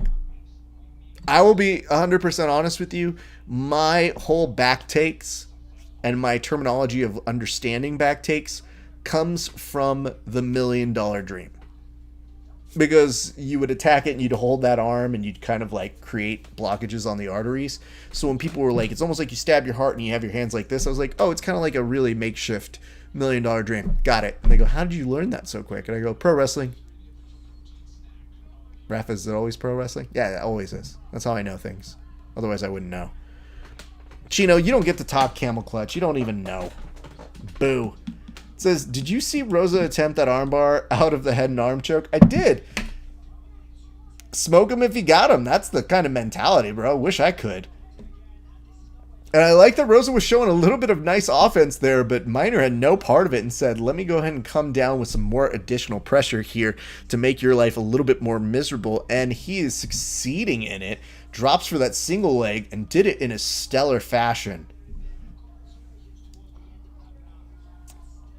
What is up, K1000? Yeah, Rosa's active guard is concerning. And it says, all right, I got to go back to work. Boo! Boo your work. Get on your whoop. Let's see how shitty you're going to be on there. I look forward to roasting you on it, sir. Oh, but if you guys ever want to join our whoop group, and I can't think of a better way to entice you than by being that kind to the people in it. If you get whoop, use our code, DM me. I'll tell you all about it. It's this thing that I wear. I have a sleeve that I wear when I'm grappling. It tells me all of the athletic intel that I need for it. It also tells me when I should sleep. It tells me how many hours I'm training. It tells me all the different things I'm doing. It's pretty dope, so I highly recommend it. I don't love Minor stepping in this way, but he does grab the inside of his trunks, which might be enough here, but Rosa is making a lot out of nothing that most people probably couldn't have that much control in. What's going to happen next is Minor has to be very careful about how attached he stays in this position. It is almost the Chinese finger trap of situations in jiu-jitsu. So he did navigate it nicely there, so I appreciate that. But yeah, I always get worried when I see people have a really solid understanding of that Kimura, because it does sneak up on you every once in a while. Very nicely done. So Minor back inside of the guard, punching away. And as much as we are seeing Minor walk away with this on the judges' scorecard, there's still 2 minutes and 40 seconds at play, which there is some stuff that could happen here, but Minor has been very good at neutralizing Rosa, making that pressure very problematic for him to hold, and utilizing the cage in a very strong way. I think that's something that maybe we're not even looking at all the way through. Ooh! That is a potential armbar. Rosa beautifully shoots it up. I don't know many people who can do this sort of thing. Minor has to be very cautious about where his arm placement is and where his knee placement, and he does not get there. And it says, would you prefer the $1 Million Dream by Ted DiBiase or the Ringmaster? Bro, that's how you know that they almost fucked up Stone Cold Steve Austin. When they didn't know what to do with him, and they were like, we're going to give you, like, kind of Ted DiBiase's gimmick. We don't know. Just get out there. Here's $1 million belt. Okay. There's only one answer. So it says, throw the leg over like Sakuraba. Yeah. I think those days are very far and gone. Christopher James Velez says, Omoplata. Yes, we've seen a few of these transition attempts by him all the way through. What is up, Will Vidal Pearson? Glad you're joining us here on the show. Appreciate you. And just look at his instincts, though. Rosa, even when he's in bad spots, still tries to look for those Kimura grips, still tries to look for his way outs. Kid's solid, man. And credit to him for still finding ways to get out. Woo. So, right now, Minor has the back. In his quest to hit every spot on the BJJ bingo card he's getting there, dude. Yeah, this is good. I like the off hook. That tends to be very good. He's able to weigh him back down. Most people, when they just try to keep in like the double hooks, they can lose it there, or even the one hook. And it says fish hook like Brian Caraway. That's not the Brian Caraway joke that we all want to do right now. The new Brian Caraway joke that we're all doing is, dude, you stole Misha Tate's truck? Like, what the fuck, bro? I didn't even think you could do that. Oh, Twister the fuck out of him right now, dude. That would be the good dream. Eat those elbows, but Twister him. Oh, that's the real goal. I like the idea that Bisping has already been like, yo, it was a valiant effort by Charles Rosa. But, hey, dude. Oh, God. Derek is yelling out. I'm pretty sure afterwards he yelled out a fuck that the mouse did not cover on that one. Oops. All right. Well, good to know. Awesome.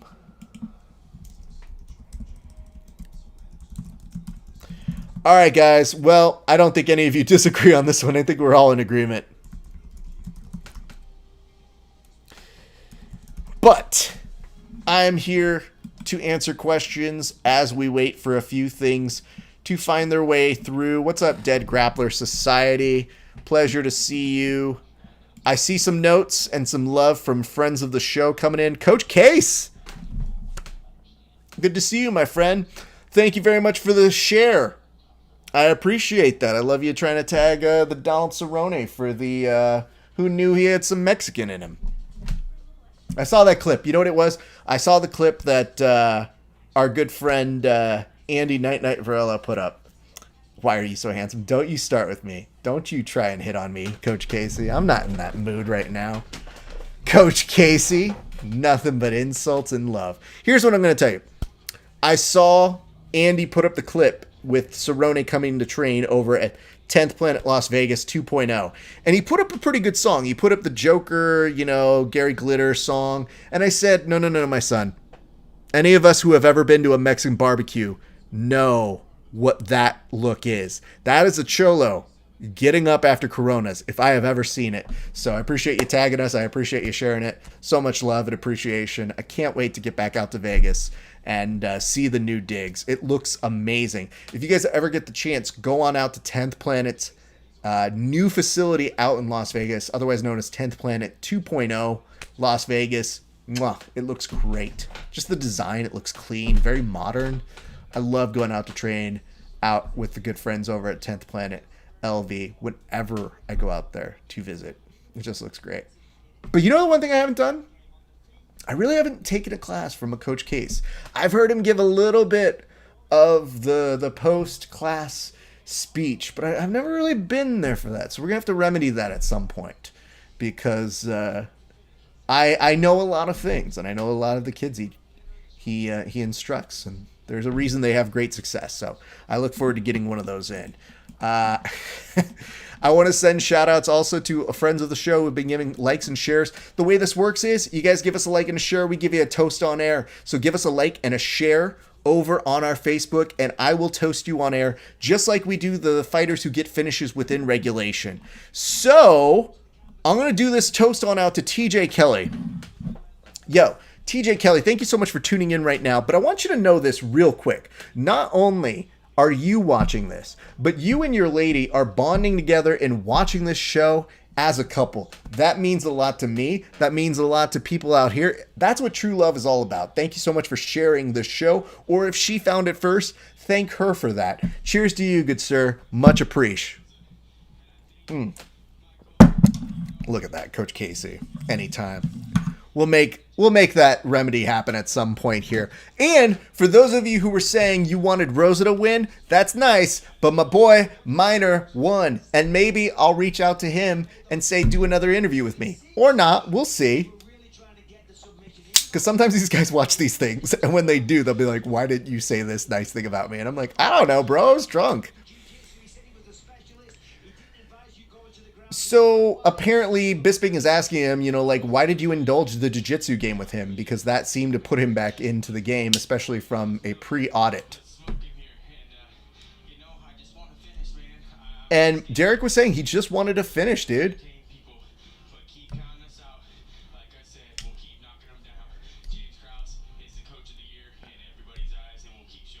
And he's given credit to James Krause, calling him the coach of the year. James Krause is money, dude. Can't contend with that. I get that.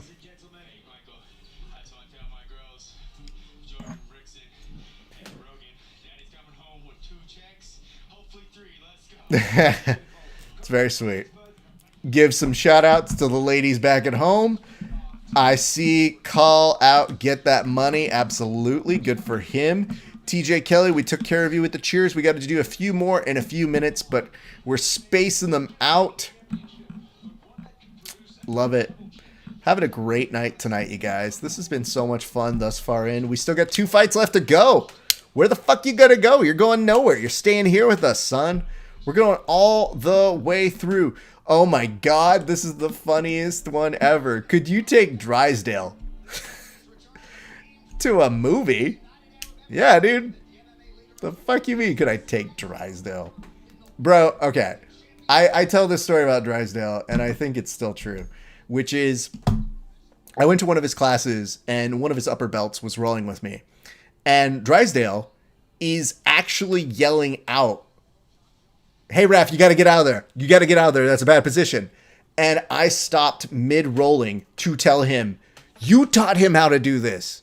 I'm rolling against you. So no, I don't know what to do right now. Fuck off." We became friends very quickly after that. So, no, I don't think I can take Drysdale. In commentating, though, Yeah, I'd fuck him up. Because he's good. He commentates and he has knowledge, but, you know, I don't, nah, bro. He ain't going to beat me at commentating, though. But of the jiu-jitsu people, he knows what he's talking about. It's just knowing what you're talking about and being a good broadcaster, two different things. So, just saying. It says, Bisping's eyes look normal. I'm not making fun of Bisping in his eyes. I think I've done that for too long. It says, Drysdale is the GOAT with BJJ history. He's put out that documentary. I've not seen it yet, but love that. It says, this dude on a grappling tournament should be hella fun to watch. Are you talking about Rosa or are you talking about Derek? Because either one of them on a grappling tournament would be money. I feel like Rosa tonight showed us that he has a lot of tricks up his sleeve. You take the punching out of the equation and make that a sub-only format. Rosa could have easily upset Derek. But, to be fair, he also really didn't get in dominant positions on Derek. So positionally, him and Derek... Oh shit, did we just make a fucking sub-only no-limit time match right now? Cool, we're going to co-promote this one. You said Minor. He's a savage. Yeah, no. Minor's... He's the shit, dude. He did have a loss via rear naked choke, though, a couple events ago. So, I don't know. I always like appealing to their greater athlete sense. Like, whenever they talk about, like, ADCC, get Khabib and GSP in a super fight, and Mo's like, I can't, it's hard. I always think to myself, okay... You know, you're probably talking money to these guys, but you really have to appeal to their greater sense of athlete, which is, listen, dude, Khabib, you've made good money, but you really haven't won an ADCC. So you can retire from MMA, but you should come here and show that you could be just as dominant here. And who knows how long that dog and pony show can go for. I suspect that Mo is probably trying that. But I feel like Khabib probably sees the offers that Mo puts at him and just goes, no, not interested. And if he does weigh him back in, he probably just is like, I'm just fucking with him. I'm not going to do any of that shit. He doesn't have money for me. So it could be a number of things. Who knows? They don't have to do it, but I know the real appeal is to tell them, listen, come in, live this world, be a little bit of a grappling guy for a bit, and see what happens. And maybe that could make our sport a little bit bigger. But really, it's just like somebody asked earlier tonight. I think they were saying, like, why wouldn't you see Davey Boy Smith? I think, yeah, Woods was asking that. Why wouldn't you see him at an EBI? And the answer is easy. People at EBI don't necessarily make money unless they win. Davey Boy Smith gets at least guarantee to show up. It says, imagine Khabib versus Rafa Mendes. Oh, that would be great. What's up, Foteen? Good to see you. Pleasure to see you here. ADCC rules? That could be interesting. That could be. I feel, though, that, like, a lot of these big guys, like, if you're talking to Khabib, he doesn't want to get embarrassed by somebody who's just a good ADCC guy. I feel like that's him and GSP where it kind of, like, makes sense. And he could maybe beat GSP at that. That's an interesting one. If you got GSP with a Danaher in the corner, I don't know. I've always wondered what GSP looks like, or I'm sorry, Khabib looks like trying to defend heel hooks. So, I don't know. It's a fun thing to imagine. Doesn't mean we'd ever get it, but yeah. Anytime I've heard Mo be like, I tried to make it happen, I did. And it's always like, okay. We'll live. It's not that big. It just means we got to go to somebody else. And I think it's only a matter of time before we get the right grappler who gets some notoriety and wants to come back. Christopher James Velez just said Vieira. You would think getting punched in the face would make you say, maybe I'd come back. But you should be 100% in the form of, you know what? Grappling's easier. I'm going to come back for that one. But you know what just happened with Vieira a few months ago? Dude got submitted via rear naked choke. And to me, it's like, I feel like that's how you could appeal to that sportsman. So I know he said no more super fights, But that was before last weekend. I wonder if he has a different answer now. Let's see. So anyway, those are the rules. I don't know. We'll see who picks up on what and who's interested on doing those things. But I think it would be great for the sport. It's hard. We just don't have shit to offer people. We don't have like a real streaming service. We don't have real money. So we're really just appealing to people being like, but you like us, right? Like, grappling's cool. And they go, you guys are losers. I'm not going to do this for cheap. What's up, Wonder Boy? The Great 68. We are at the co-main event. Tell me who you guys have. Your options for the co-main event are going to be Ketlin Vieira. Oh, you were saying Vieira as in that's who you're going for, right? Or were you saying Vieira as in we should try and get him back? Ugh, good question. Yana Kuntsinkara. That's a good one. I don't know who didn't make weight. So I need to figure that part out. Because that will weigh into my decision making here. There were so many people who missed weight, I couldn't keep them all straight.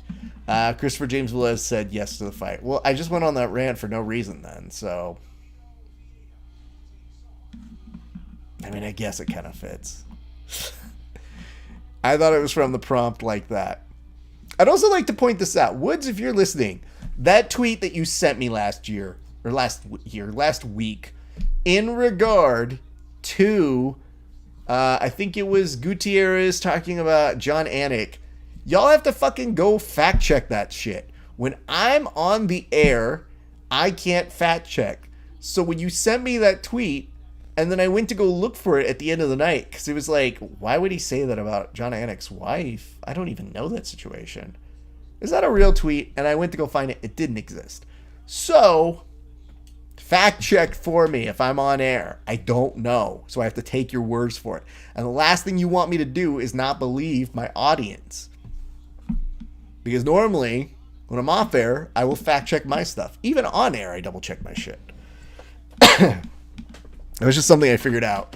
Fortunately, I looked back at the tape and I was like, no, I was a little skeptical of it. Because I was saying, how fast did he make that tweet when he just got out there? But I also couldn't prove that at the moment. So, let me see here. Missed weight. Who missed weight? Ketlin Vieira weighed 138. 2 pounds over the non-title women's bantamweight limit. I was going to go Vieira on this one. I guess I got to go Yana. You said I don't want to interrupt. I wasn't even talking about the right thing. You can interrupt that. You can just, and you know what? The beautiful part about this is when your comments appear in the side, I can choose not to read them. I don't tend to do that. But if I need a moment to finish my thought, I just don't read the thing. I just put like a hand over it and I go, oh, I'll address this after I make my, oh, that's not what you're talking about? My mistake. It says Brazilians always with the weight cut problems. Well, don't be mean to Brazilians in that way. But yeah, probably. They usually do. They're fat. I guess that's what you're saying. Good call. Oh, anyway, how do I remind you guys about this? Hybrid_HQ, go visit them. I think maybe in a couple months I got to go make my visit down to Rich. I am so out of shape, though. It is unfortunate when I see my friends training all the time. And I'm like, ooh, I am not trained. Rich is going to fucking maul me the next time we roll. So I'm going to bring a sledgehammer on the side. I think that'll even things out. Plus, I think it's good to probably have a weapon on me. Especially if I see, like, Rich's brother there. It's a good time to remind you guys, WWE BJJ Week is about just a little over a month away. So start thinking about what you want to do. It's about that time. Woo. I'm excited about this. The rest of you chime in. Who do you have on this one? Christopher James already said he had Vieira. Could have fooled me. But that is what is coming up next. And I'm stoked about y'all watching this along with us. I'm also going to go ahead and give this. Rich is saying he thinks it's Vieira. Interesting. Y'all be going for the fat people. Speaking of which, I'll give a nice little shout out here to, who is this? According to Woods. Yo, this cheers goes on out to friend of the show, one Adam Woods. Adam, do me a solid, fact check your shit. Last week I almost tweeted out that Gutierrez thing, and you know what? I didn't, because it was a fake tweet. But I was on air and I didn't know any better. So I love you, but double check for me, because when I'm on air, I can't fact check as well as I could when I'm off. Cheers. That was a really passive aggressive though. Let me see if I can fix that. Please, cheers. Double check for cheers. Thank you. Yeah, that's good. I like the idea of looking that one up on the transcription. So YouTube does transcription of all these things. So after it processes, it usually takes a day. But you can get a transcript of this shit on YouTube about a day or two after. And it is always funny to hear or watch and read and see what it thinks I was saying during the broadcast. So it will definitely not use the curse words. It will say, damn it, the light ones. But like if I say bitch, it just totally goes, we don't know what you were saying. We're confused. You used words that are very difficult to understand. So I like the idea of saying it like that. I was hoping with another fighter with a post-fight chest hair rant. Hashtag Miley Cyrus. Yo, dude, I got some notes on that. That was pretty funny. So I need to clip these things now because we're having some good success with them. And last week I had to decide. I was like, I don't know which one I'm going to clip. Am I going to clip the Miley Cyrus chest hair thing? That was tough. And then he kept it going, so I was like, I guess the story's still unfolding in front of us. I mean, listen, we all know that Rich is clearly jealous of his chest hair. Like, it's what it is. Rich can't grow chest hair like that. And he looked at that, he's like, that dude's a man. I'm jealous of that man. Also, if you have chest hair and want to get rid of it, Manscaped. Is that where it is? There it is. Use the promo code VerbalTap to get 20% off of whatever you put in your cart. Obviously is the answer. I love it. That's so great. He never let us down. Oh man, they're starting off aggressively. Vieira is in the yellow. She came in 2 pounds overweight, should be noted.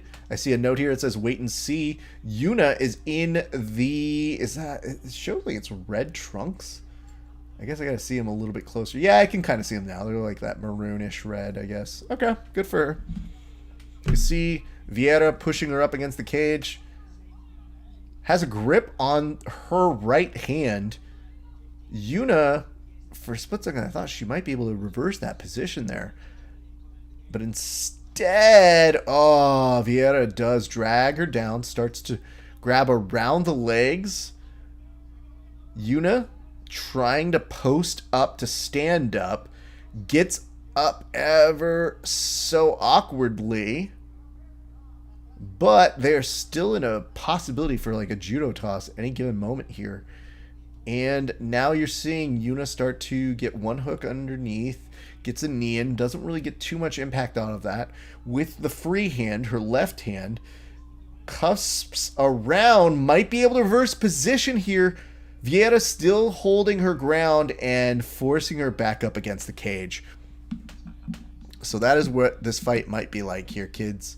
It's going to be a very, very aggressive game of back and forth. And now Yuna using her forehead to press up against Vieira's inside cheek, keeping her very, very actively stunned in this position. Like, I feel like Vieira's now starting to feel a little bit more of that pressure with a few of these punches very nicely being scattered throughout by Yuna. Pretty even match thus far in, all things considered, as Vieira tries to get a little bit of a toss, but instead will settle for a takedown. Yuna tries for a close guard, does not get it, but that drive was good enough to create some great aggression and some offense by Vieira. Vieira might be able to get mount from here, but I think she's going to just start smothering and cooking her in this position.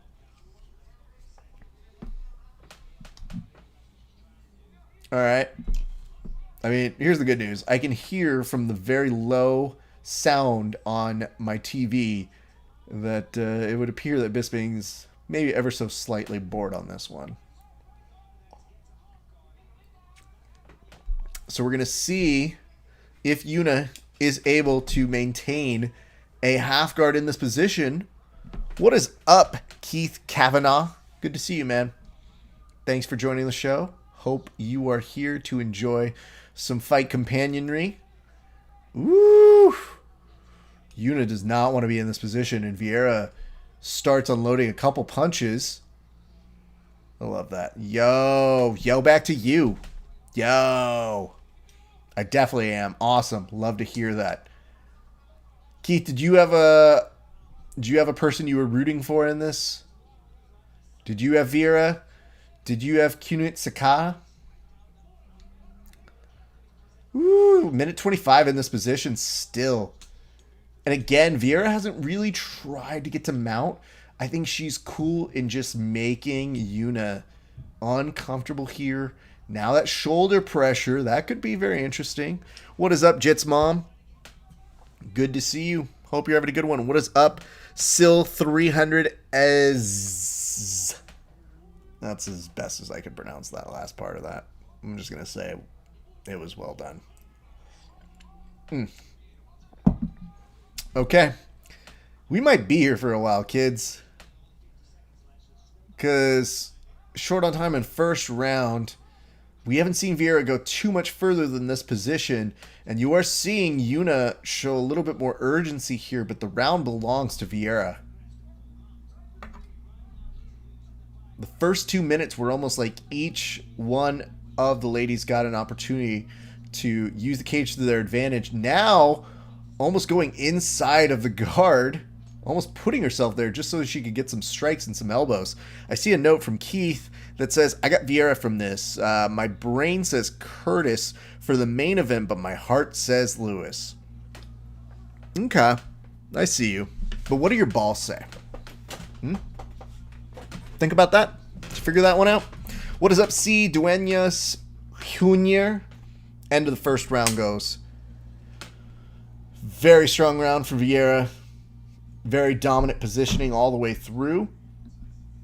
Good time to remind you guys, if you give us a like and a share on your Facebook, we give you a toast on air, just like we do fighters who get finishes within regulation. It's pretty simple. If you guys want to give us some hearts and like it on the Instagram, it means the world to us as well. And if you guys want to give us a share over on, what is it? Is it Twitter? It's almost going to stop being Periscope and start being Twitter again. It's very strange. What are we drinking? We are drinking tonight a Faction Mackinac Peach. And I was told by my good friends over at Hop Merchants, they're like, are you a Seinfeld fan? And I was like, yeah. And they go, well, I put this in there. And I go, was it made by Kramer? Like, I mean, I get it, but like, I don't know how that really ties in. It's just kind of nice. I don't know that being a Seinfeld fan was indicative of, oh, well, I'm not going to drink that beer now. I was more of a Friends person. Anyway, it's pretty good. It's essentially Mackinac Peach, American IPA, hops, Amarillo, Cascade, American 2-row Camera Malt, and with peach puree. And it is a 6.6er. So, feeling pretty good. And it says, only good thing about Blades is that he walks out to the Mortal Kombat theme song. Yeah, no, I get that, dude. I'm all about that life. I would walk out to something as silly as that. I think the only problem is you have to do more pomp and circumstance. There's a dude at a Fight to Win who walked out in The Mandalorian. I have to get really behind that. I thought that was really dope. And I was like, dude, why are you going to waste a great walkout for Fight to Win? That seems like a real big waste of a time. But you know what? He did it, and good for him. He did unfortunately lose. So that was kind of a bummer. However, good for him. Thought that was really funny. Does it taste fucking good, though? Well, you're asking the real questions. Okay, fine. I'll answer. Yeah, I loved it. It was great. I've enjoyed it. I don't know, man. I'm not like a beer snob. I am a beer appreciator. It was putting me in a good place tonight, so I very much appreciated what it was bringing to the table. I see a note here that says, love that indeed. Very much so. Now, if you're looking at the action on the screen, you do see that Vieira is working pretty okay off her back, but Yuna is looking a little stronger in this one. It says, I took a last-minute JJ match on an MMA show before, didn't pick a song, and they played some George Michael shit. I own that shit. Hold up, which George Michael shit? Because first of all, I'm not against that at all. If they're playing Wham, nah. But if they're playing like Everything She Wants, if they're playing some of his solo shit, I'm in. Rich is asking the real questions. Which George Michael song? Because I would strut the fuck out of that. I have no issue with that. But if it's Wake Me Up Before You Go, nah. What am I, Zoolander? Nah, I mean, I would own it, but I am very in charge of how I walk out and present myself. Like, if nothing else, no talent, no anything else, I am very, very meticulous about walkout songs and all that sort of stuff. When I host a late night show, I make sure that people have perfect walkout songs. They fit and that they work. Faith isn't bad. Faith is a slow one. Freedom? Oh, fuck, you got Freedom 90? Yeah, okay. I would probably... So with Freedom, I would take the last part of that song.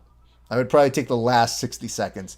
Because the beginning is nice, but I feel like the ending... What I would do is I would work it out with the sound and the lighting department so that when you get to the very end and you make it to the center stage, you hit your mark, you can be like, and I won't let you down. And then like the lights go out. Perfect. See? Producer. That's why I work. It says, it was Freedom. I won the match though. It worked. Well, good for you. Careless Whisper is the fucking jam, and I will fucking walk the fuck out to that song. Although if it's Careless Whisper, I'm probably going to sing it too. So that's the issue. I would want a live mic. I want the headset mic. That's what I want. I think I wrote in like a script once that they played Careless Whisper, but in Espanol, because the thought of making it a mariachi version made me laugh really hard. What's up, Stuart Cooper Films? What's up, BJJ Player 24/7? Careless Whisper is a banger. Absolutely, dude. Don't diss on George Michael. I feel like you might have led them to George Michael. But I'll tell you what, the real jam right now for me with George Michael, Everything She Wants. Listen to that song and then just strut the fuck out of it. You would get into your opponent's head so bad. There's a fight going on, apparently. And again, the roles have reversed right now. Yuna having a way better showing in the second round. Vieira trying for a Kimura from bottom. She is moving the legs, comes up to turtle. She's not going to have that control. And Yuna getting in some knees, which I always get confused as to where you can knee. And I always feel like if I was in that situation, I would look at the ref like, can I knee her here? Because is that cool? What is up, CTA Mayo 21? Thank you so much for joining. My name's Rafa Esparza. It is a pleasure to host you right now. And Yuna coming in with some... God, I think she's literally just elbowing her goddamn spine right now. What is up, Squares? What is up, George Strunk? Or as I want to pronounce it, George's Trunk. Pleasure to have you guys on the broadcast right now. We are watching UFC Vegas 19. That is the end of the second round between Yuna and Vieira. And it's a pretty good fight thus far in. I would say one apiece. Squares, how have you been, sir? You enjoying your days? You having a good day? I'd love to know. How's the training going? Hope it's going well. This is so wild. Yuna finished second round strong. Mighty Mouse was also always great, but when he went to one and was allowed to knee the head of a grounded opponent, that shit is terrifying. Yeah, it really is, man. That shit just...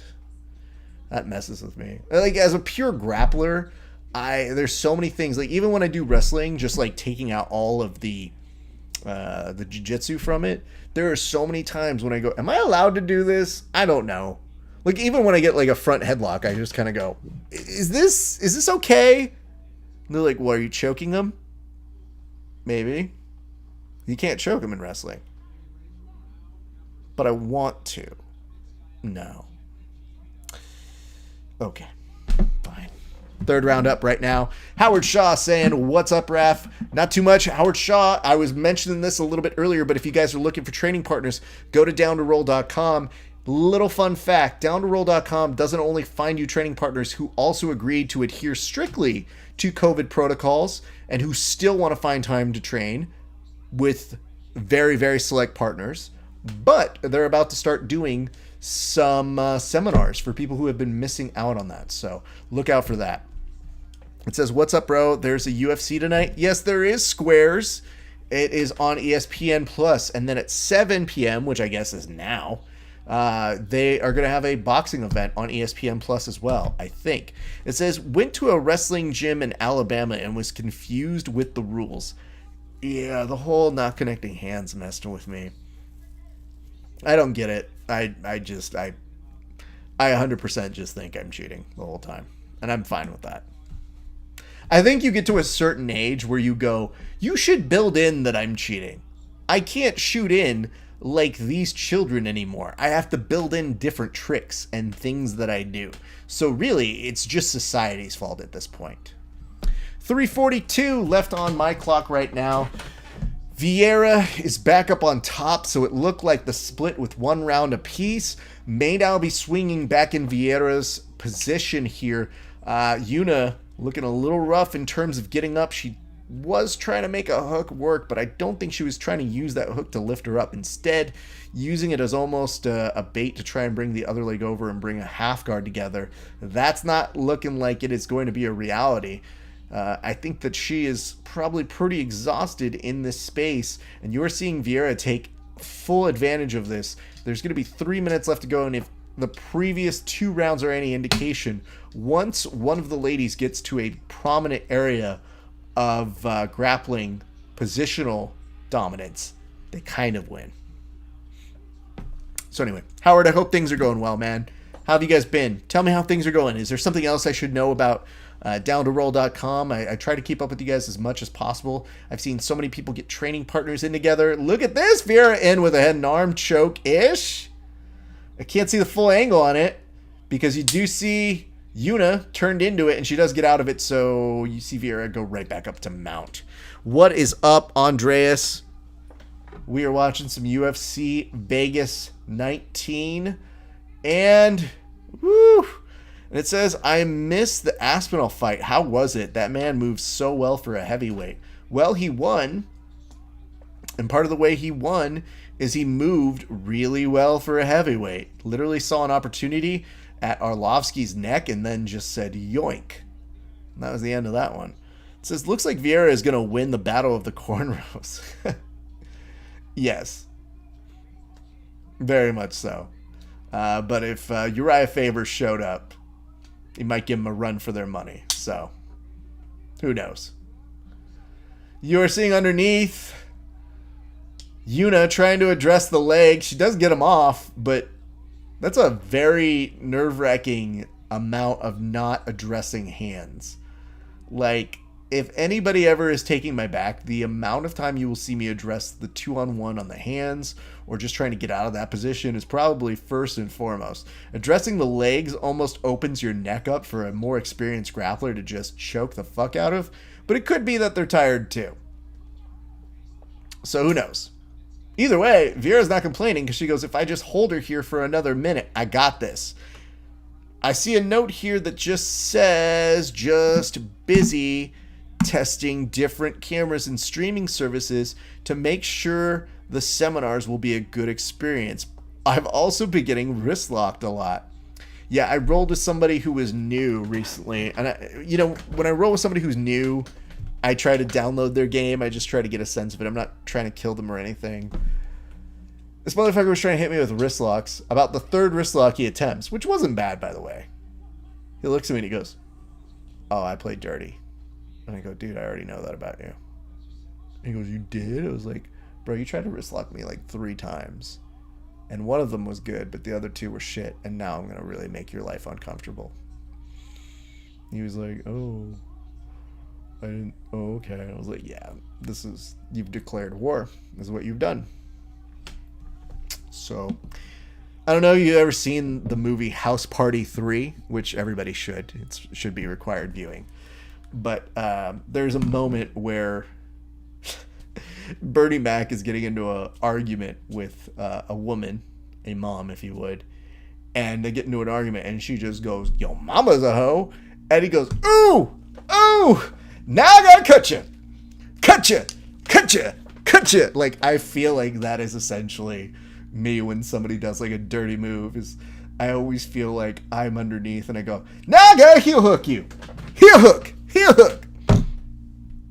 So I felt your scumbaggery immediately. You've declared war. It's what happens, dude. I'm probably one of the nicer people to roll with. But you do some dumb shit with me when we haven't gotten to know each other, I know what's up. And I'm immediately going to respond in kind. And I can, I got a couple tricks up my sleeve. I'm not powerless. But, like, I don't know, man. That's why we joke that I'm the Batman of the group. I don't have any superpowers, but I know everybody's weakness. So you better believe I'm going to pull out some fucking kryptonite if I have to. It says, as soon as I see funky spats in a 10p gym, I give up. Yeah, I mean, the good news is all you have to do is offer them some weed and that'll chill them out. Give up my leg to bait a corkscrew, footlock, make them fuck off the way from my legs. What belt rank was he? Curious. He was a blue belt. He was good, but I could recognize there was a lot of his game that he was lifting from, I want to say, like a Gordon DVD. And one of my friends goes, "Yeah, he's been studying that Gordon DVD." And I was like, I haven't even seen the full DVD. I just know what he's doing. He was very nice, though. Very nice outside of all of that. But I just love the fact, Rich, that I looked at him and I go, well, you're good. Do what you want, man. But afterwards, I had showed his buddy how to hit, like, one of his buddies put me in, like, a 50-50 position. And I was joking with him because I knew that kid. And I go, if you do this, you're going to put yourself into a sharpshooter. And then afterwards, when I showed him how to do it, he was looking at me like, "Oh, fuck, yeah, I'm not going to mess with you anymore." And I was like, oh, I have no issue with that now that I know who you are. Oh, no, the blue belt with Moxie who watches Gordon. Oh, no!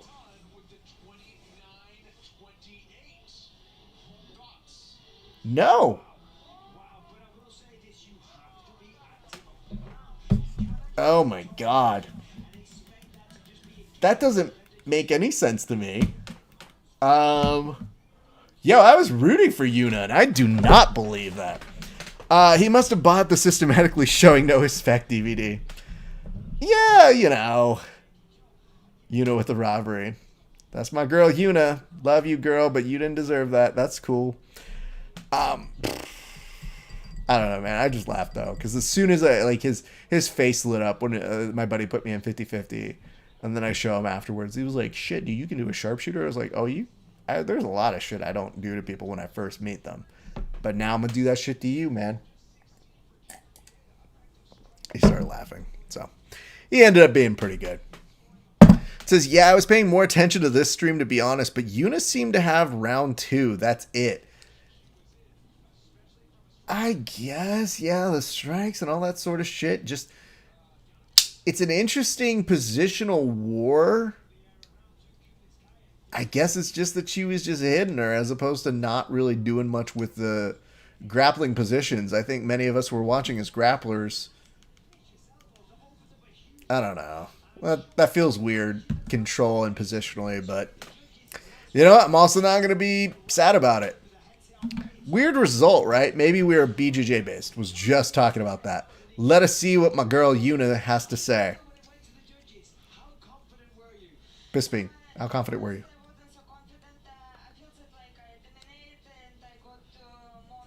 She says she feel like she dominate and did more damage. So she want to make sure, but So yeah, she got my back and I got from that position. And like that's what happened. She was sinking in some knees, but I thought Vieira was controlling the fight. I did too, man.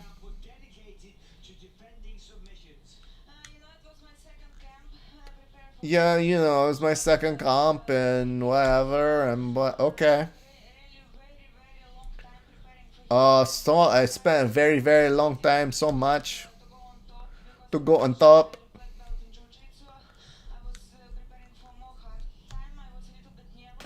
Okay, I've heard enough here. That was weird. She's 14-5. Interesting. Yeah, she's got that one no contest there too.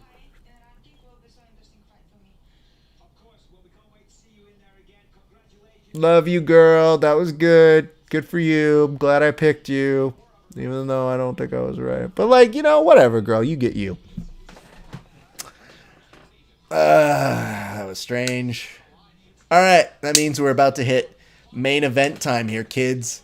So we got a few minutes before we do that. So let's take care of some business. You guys talk to me. Tell me some questions, comments, concerns, hints, allegations. You name all that. Oh no, Phil Haas has already apologized for his COVID remark. That's not even cancel culture. That's just you canceling yourself. I think what happened is somebody went backstage and goes, you know what? Not the smartest thing to say. You hope someone gets COVID so you can be on the show. Well, maybe like any other thing. Or is like if somebody does get COVID, not hope she gets COVID. Will Derek Lewis just stand up? I hope they bring back like the 80s Just Stay No commercials, like the PSAs, and then they create one that's just like, just stand up. Nancy Reagan says, just stand up. Hopefully. Who knows? What is up, Jay Espinoza? Look at you with your backwards hat and your profile picture. It says, not the smartest thing to say, but nice way to get headlined. I mean, fam, I'm with you on this. I know that when he said it, I go, I know how I feel about that, but that's just me. I say Lewis with the KO. Okay. I feel that. I'm there with you. I like it. I'm feeling it. All right. What about the rest of you guys? Chime in, please. Let me know how you're feeling, what you're thinking. I'm going to give this a couple shares. Make sure everybody is on the up and up and knowing that that is what's going on. And if you guys give us a like and a share over on Facebook, we give you a toast on air. And if you guys haven't followed us on YouTube, go to Grappling Hour right now, and I'll give you a toast. Just tell me in the comment section you followed us, and show us like a screenshot of it, and we got you. We try to make things as easy as possible for you guys, because we have so many great interviews that we're doing. In fact, we just did one with Fernando Padilla, who is money. Love him. Look at this. Andreas is saying Lewis with the KO as well. Keith Kavanaugh is saying, I think Lewis by KO. Okay. Robert, what are you thinking on this one, sir? Who do you got on this? Do you got the Curtis head is weird shaped blades, or Derek, I'm kind of a one note pony comedy guy, Lewis? Who you got? Speak to me. Derek Lewis is like what happens if you have like Shaq's DNA, but you only got a portion of it. It's quite weird shaped, right? Yeah, no, it's very weird. And I say this as somebody with a very oddly shaped head, so I can say what I want. H-Town all the way. Look at that. Ooh, interesting. Beardless blades would be 10 times more terrifying. Yeah, is that like Sea-Level Kane or Motivated McGregor? Swang and bang. I see you. I like this. This is good. I'm glad. See, this is the kind of dialogue I come for. This is what I live for. You know what I mean? Like, I show up just so I can hear what you guys are thinking out there. When we do the podcast, you know, we're in our own little bubble, and it's what we think. It says you have a nice haircut, though, regardless of your old snapped head. I appreciate that. You know, we talked about this last week. This was a mistake. My barber fucked up. and he just happened to cut it, and it wasn't the right way. He like swooped it over, and it does not look the same like that. And I used to wear my hair like this, so I just went back to that. And it says, hey, put some respect on his name. He's the blessed blue belt in Texas. No, here's what I'm going to tell you. Shaped. I got you, Robert. It's no issue. Derek Lewis is funny to us because we don't have real personalities in MMA. So it's kind of like, man, he's hilarious. And I like literally look, and his main thing is always, she's okay. And then he'll like share something of somebody falling on their head, and I go, this dude's so funny. Athletes get it so easy. It says Blades will walk out with the Aztec calendar shaved on his head. Well, don't get culturally insensitive. I think at a certain point it's probably not the healthiest to be like, you know, these foreigners showing up like this. Like, chill, bro. Keith Kavanaugh with the last. What's up, Jay Rennick? Hope you're doing well, bud. What's coming up next for you? When you competing next? When do I get to insult you? Do I get to commentate one of your things? Tell me, sir. All right, let me go ahead and double check a couple of these things. Oh, man, it is a nice day for MMA. I am enjoying myself. Woo! I hope that you guys are enjoying your day as well. It's been a pleasant all around sort of an afternoon into evening as we now make our way to the main event. And then just to remind you guys, there is a boxing event. I think it's on the ESPN app. Stick around, watch that. I probably won't. I'm going to go eat. I'm going to spend time with my wife. But I would encourage you guys to do it, or at least put it on your phone. So that way you're kind of paying attention. You kind of watch that. Or don't. You know, this is just me telling you what to do. It says, disappointed Lewis didn't walk out to Pastor Troy. Feel it. It says, Lewis looked great on the scales. You know, that's something he doesn't hear too often. So I feel like, you know, you're doing a good one. You're taking one for the Lord there.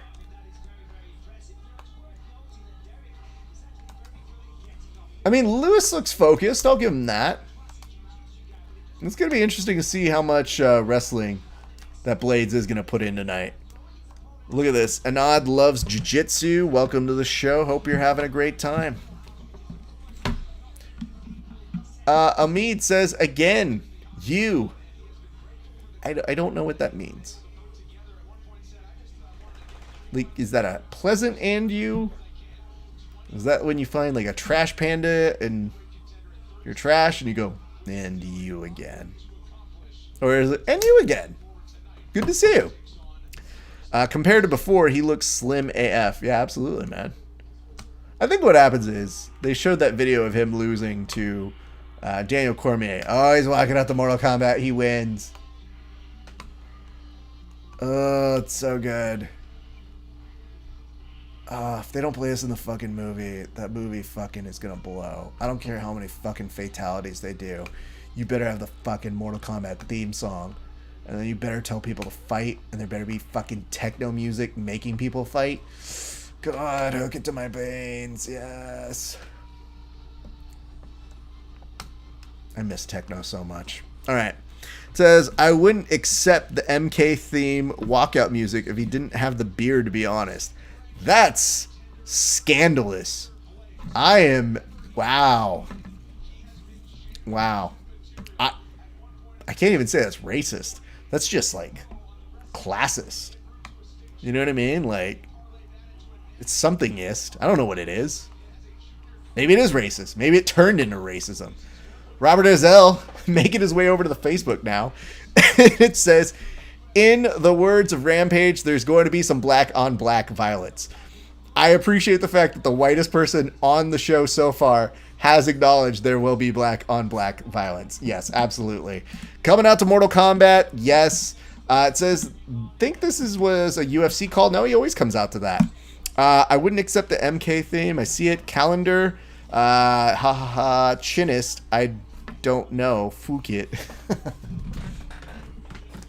I'm glad you're struggling to figure out what it is, too. I don't really know what it is. I know that we're supposed to acknowledge it here.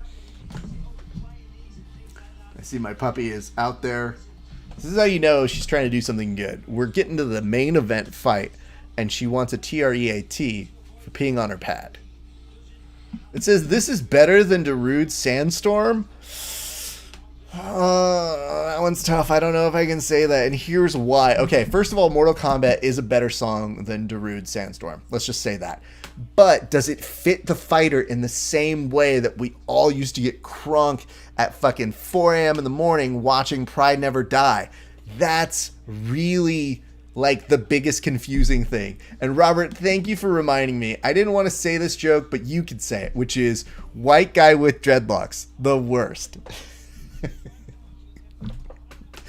I'm glad you said that. Sure. Yeah, that's way worse.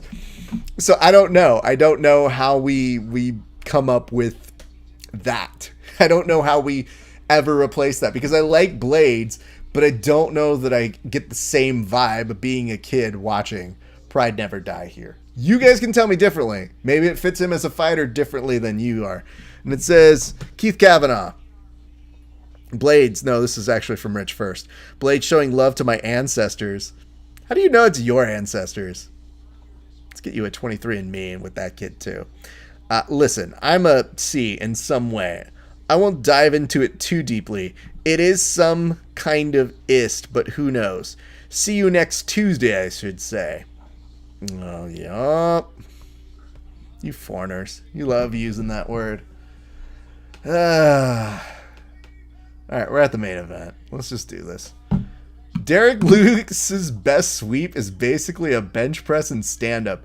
Yo, if you can pull that shit off, more power to you. I can't. Yo, I rolled with Robert.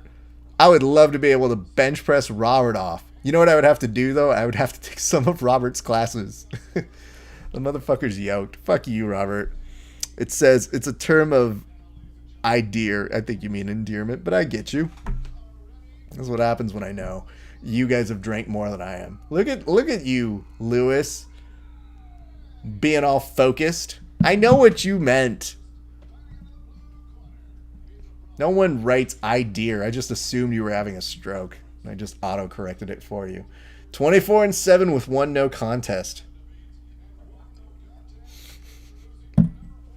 I love fat thumbs.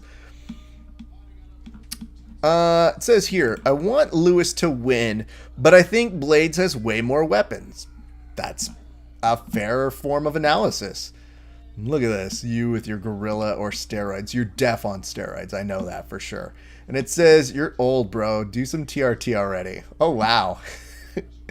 Here's the good news about me. No one will ever mistake me for being on steroids. What is up, Connor Malis? That's the worst part, dude. I always look at these people whenever I'm like, man, I should do like some push-ups. I should get on out there. Should really get fit. And they'll see somebody like Robert and you're like, why? There's no point in that. I should just heel hook everybody. That's what I'm going to do. That man's definitely on the Jesus juice. Are you talking about Robert? Because I can affirm that. But here we go, kids. Woo! Just to let you know, if you ever go to a restaurant and you order a kids menu, they'll give you what is on the back of Curtis Blades' head as a maze for them to go ahead and be a little preoccupied while you're eating dinner. The more you know. Fight begins. And this says, the guy who told you to take TRT. You looked him up? Bro. I see this Dad Bod Squad. Yo, 100% I'm Dad Bod Squad. I like to think that I pull off being exactly my weight well. Ooh, Blades does connect, but look at Lewis with the return. God damn, Lewis's power. And here's nice. Lewis isn't chasing him down. Lewis is making him come to him so that he could probably power up that right hand and just counter off of him. Yeah, so remember when we talked about if this is going to be a wrestling competition or not? And I know that Blades was saying, I know Dana doesn't like it, but I am not afraid to make this a wrestling event because I don't want to get murked out here. It says, bruh, I want a bigger belly. I'm trying. I think my grappling will be identical to B-Max if I can just secure the belly. We have to be very clear about Brandon McCatherine and put an asterisk next to his name so that people understand that shit just doesn't happen to people. When Brandon says things like, oh, I don't know how I got this way. I was just an unfit person, and I'm still an unfit person. I was like, well, you're in shape now. No, I'm not. I'm like, just, I just love jiu-jitsu, and I just do it. And it's like, no, you're in shape now. You can't say that. Also, it just works for your body. And, like, yeah, you've got some injuries, but your jiu-jitsu's good. But you're, like, the exception, not the rule. So, no. What's up, M. Jones 6? I think what I need to do is I need to do one of those, like, appearances at ADCC. But, like, do the no rash guard thing, but, like, fully try and, like, get a win, but, like, legit do no work. So that, like, you get somebody who looks like my division version of Nicky Rod, who's, like, all cut, not on steroids.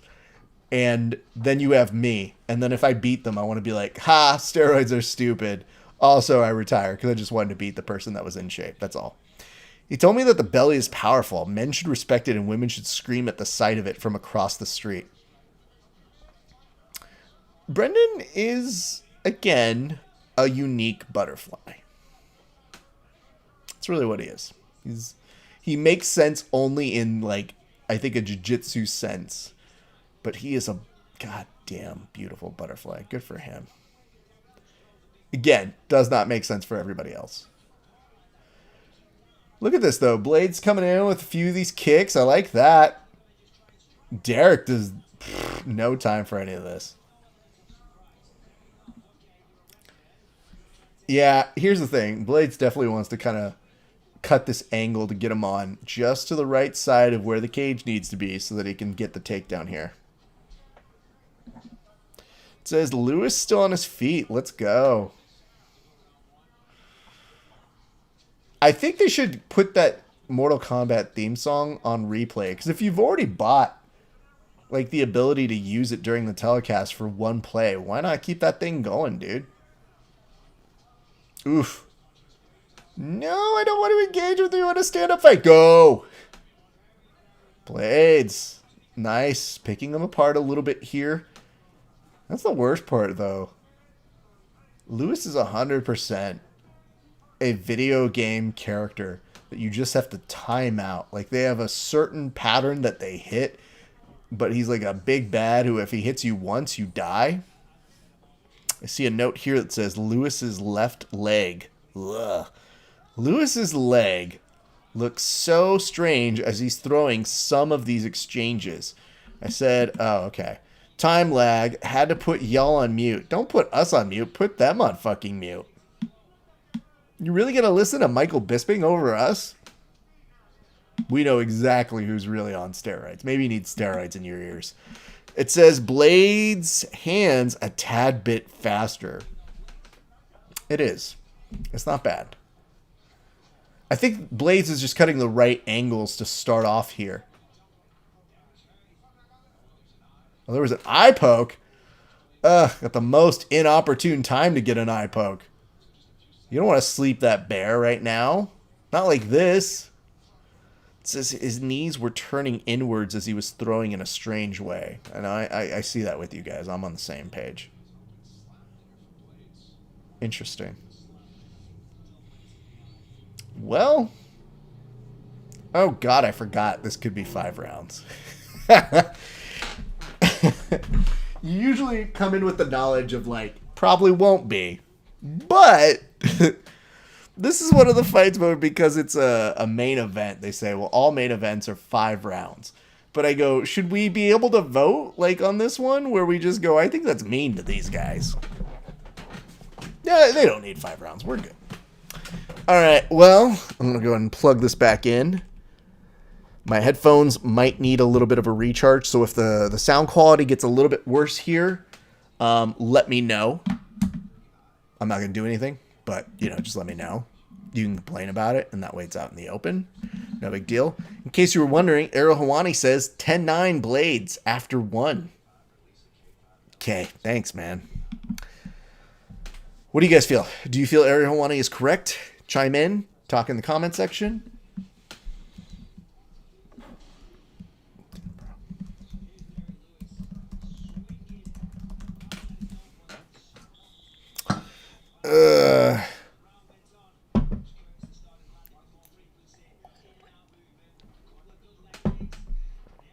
Oof. Yeah, tripping out some of those legs, though, has been good for Blades. Thoughts on Salmon Boy missing weight by 11.5 pounds? Here's what I'm going to tell you, Keith. At about hour 3 or 4, did you poke his eye again? Ah, nicely done there, Herb. Blades round 1. Appreciate that, Rich. Woo! All right, Blades is feeling confident enough to go for this takedown. Keith, what I was saying just a moment ago, no, don't not finish that takedown. Yo, fam, this is not the time you want to let that man get any form of a foundation back on that mat. Nice work by Lewis there. I would agree, but I still feel like Blades actually could have secured that takedown. I think he just switched midway through, and I thought that was a bad switch. Blades has been in with 27 significant strikes to Lewis's 3. If that tells you anything about this fight, it's the fact that Blades has gotten in like 9 times the amount of punches, but we're all still worried about the guy who gets 3. Anyway, before you showed up here, Keith, I went on about the 3-hour mark about a 2-minute rant on why this dude is disrespecting Salmon. I think we'll put that up as the clip. Woo! No! No! He slapped him so bad. No, he's not okay. Shit, he's got a fiance. No! We saw the promo package with his fiance and now we're all scared.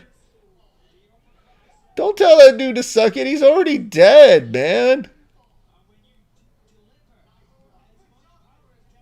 Out-wrestled. Andres. Oh, my God. Oh, shit. Oh, my goodness. All right, let's see that back again. He goes in for the punch. Uppercut. The uppercut, I mean, he already falls down. Herb. Oh. Let's go. Uppercut. Reads the shot and has an answer for it. Well, remember that time when he said he was going to out-wrestle him? Turns out the Black Beast had an idea of what to do if somebody tried to do that. What's up, Oliver BJJ?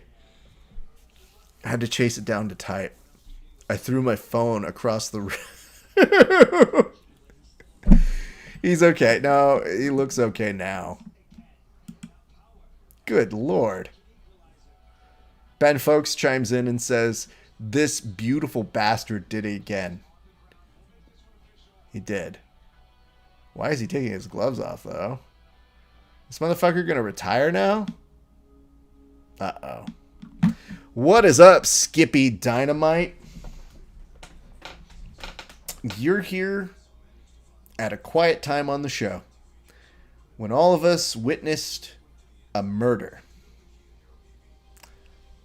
Curtis Blades, R.I.P., died. Time of death?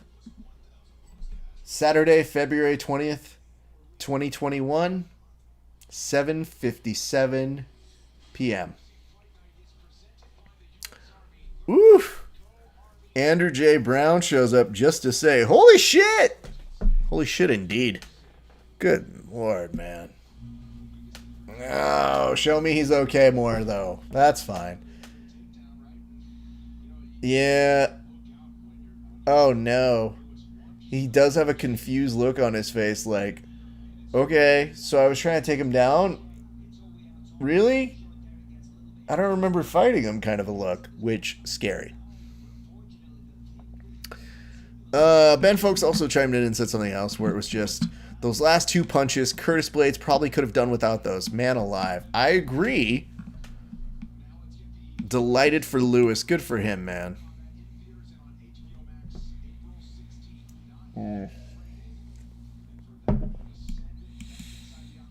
No, that's just my whole body feels like he out wrestled me.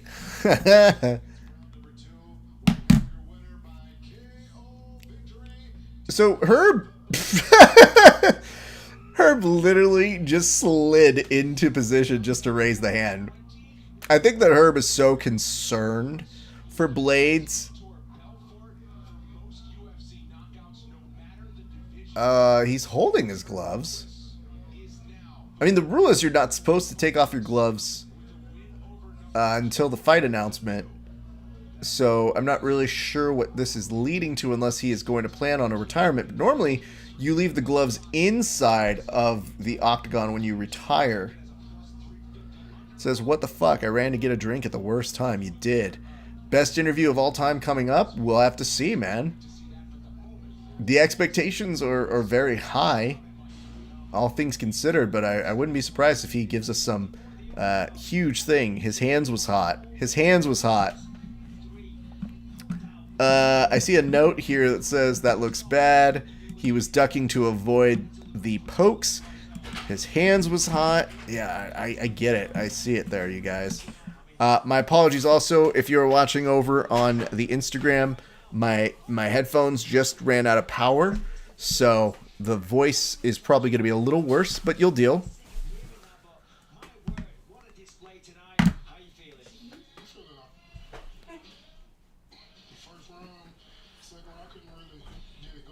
He was saying second round he really couldn't get it going.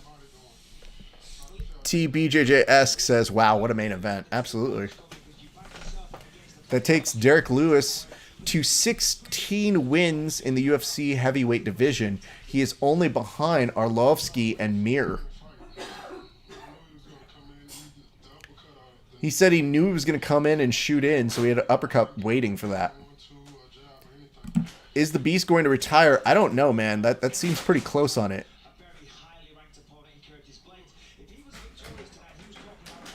I think we're going to have to figure it out. I just don't see logically why he would want to unless he just wants to stay safe and play more off of the marketability of his name.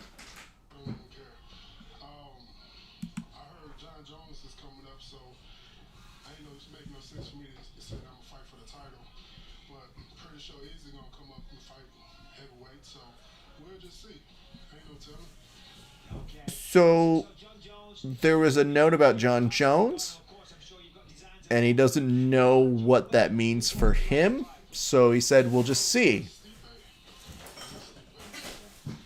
And I think he's suggesting that he wants to fight Stipe. So I think he just took off the gloves because his hands were hot.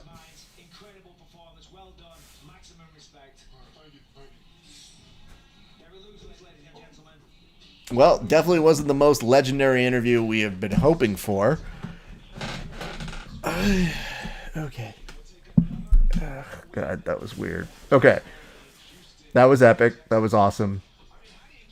I think we're going to have to follow up and make sure that Curtis Blades is okay. Eek! Okay. Let's close this bitch up. That was a lot of fun. Thank you guys for joining us. If you don't give us love, you know, you suck. But we would appreciate you guys giving some love to all of our channels over here. And you can find us at Grappling Hour on all of these spots, including Facebook, YouTube, Instagram, Twitter. That's right. It's the Periscope that's going away soon. But you can also find us on Twitch and on Apple Podcasts and Spotify. That is Grappling Hour and Verbal Tap. We do both shows. We have Chase Rittenhour shows up just to say, bruh, I know. It says, shit is whatever. I don't even care. Good for him. Jay Espinoza, thank you very much for your kind words. Follow us on all those spots. And if you very well could, we'd appreciate it if you give us a ranking and a review on Apple Podcasts. We're also now on Audible. You guys know that Grappling Hour is on Audible. Go check that out, as well as Verbal Tap. We love those things if you guys are staying there. Keith Kavanaugh says, Raph, it's 4 a.m. here and I'm getting the fook to bed. Have a great night. Same to you. Jay Espinoza says, Periscope is still around for like 3 weeks, bro. Hopefully it's going to go to Twitter, because we do get a lot of people who watch on there. So hopefully we keep that thing going. But we appreciate you guys. Give us some love. We're going to do a new Verbal Tap episode. As always, weekly installments of Grappling Hour come out. So that is why you want to go and follow us. Love to our sponsors. You know them. You love them. If you don't, here's one of them right here. What is up, Tiago Rizzi? It's Manscaped. You can go use the promo code VerbalTap for 20% off. And you can also go check out our friends over at Dodgy Collective. And it says the Big Deal Tournament took place today. I don't know what that is. What is the Big Deal Tournament? Please tell me. I see LA2B. LB says fist bump. Thank you. I'm gonna do that right back to you. Bam. Fist bump back to you. The Big Deal Tournament took place today. It's available on YouTube. Awesome. I know my friends over at Submission Only Series did an event today. Very much enjoyed watching them do that. We'll probably replug that throughout the week. But what do I need to know about the Big Deal Tournament? Is it the same one as I'm talking about the Submission Only Series? Is there another tournament I didn't know about? Because I'm happy to pass on the word. I don't know. Either way, thank you guys. Appreciate y'all. It says the name of the tournament is The Big Deal by BJJ Stars. Oh, okay. Well, I didn't know that. Who's in that one? Who is involved? Because I have no clue. I know that BJJ Stars. I'm familiar with them. I'm just confused by this. Anyway, have a good night, Raph. I have bad head trauma from that last fight. Got to go. Appreciate you, Chase. Listen, guys. I do love you. You are great. It says Blade's speech will be even more impaired after that. You stop. No. No. Bad Woods. No. What was I saying? I enjoy you guys. I love you all. But I smell my food. And I'm going to leave now. Because, and take this with what it means, I love food more than you guys. So, understand how that works. Food, you guys. I think you can understand. Well, beer's up there too. But it's like a nice race for first place is really what it comes down to. And it says, Ryder Zuki got the GP as well as Sabatha Leas for the ladies. Well, cool. I'll check that out. Thank you very much for the tip. What's up, Ricardo Cardenas? You're coming just at the right time when I am signing off. Jay Espinoza, thank you so much for sticking around. Thank you all for being here. And it says, Zuki fought Marcos Petcho. Okay. Well, I mean, I'm going to go look it up, so you're not going to lose me on that. And Derek Lewis comes off with a big win. So anyway, follow us on all those channels. New episodes of Verbal Tap and Grappling Hour coming out later this week. We're going to be right back here next Saturday for another fight companion. Hopefully we won't lose as many fights, or fighters won't just eat too much salmon. Because that's a thing. Now that's weird. Speaking of eating, I love you all. I'm hungry. Goodbye. Have a great rest of your night. It's been a great day for grappling. We'll see you back on the mats. Eventually.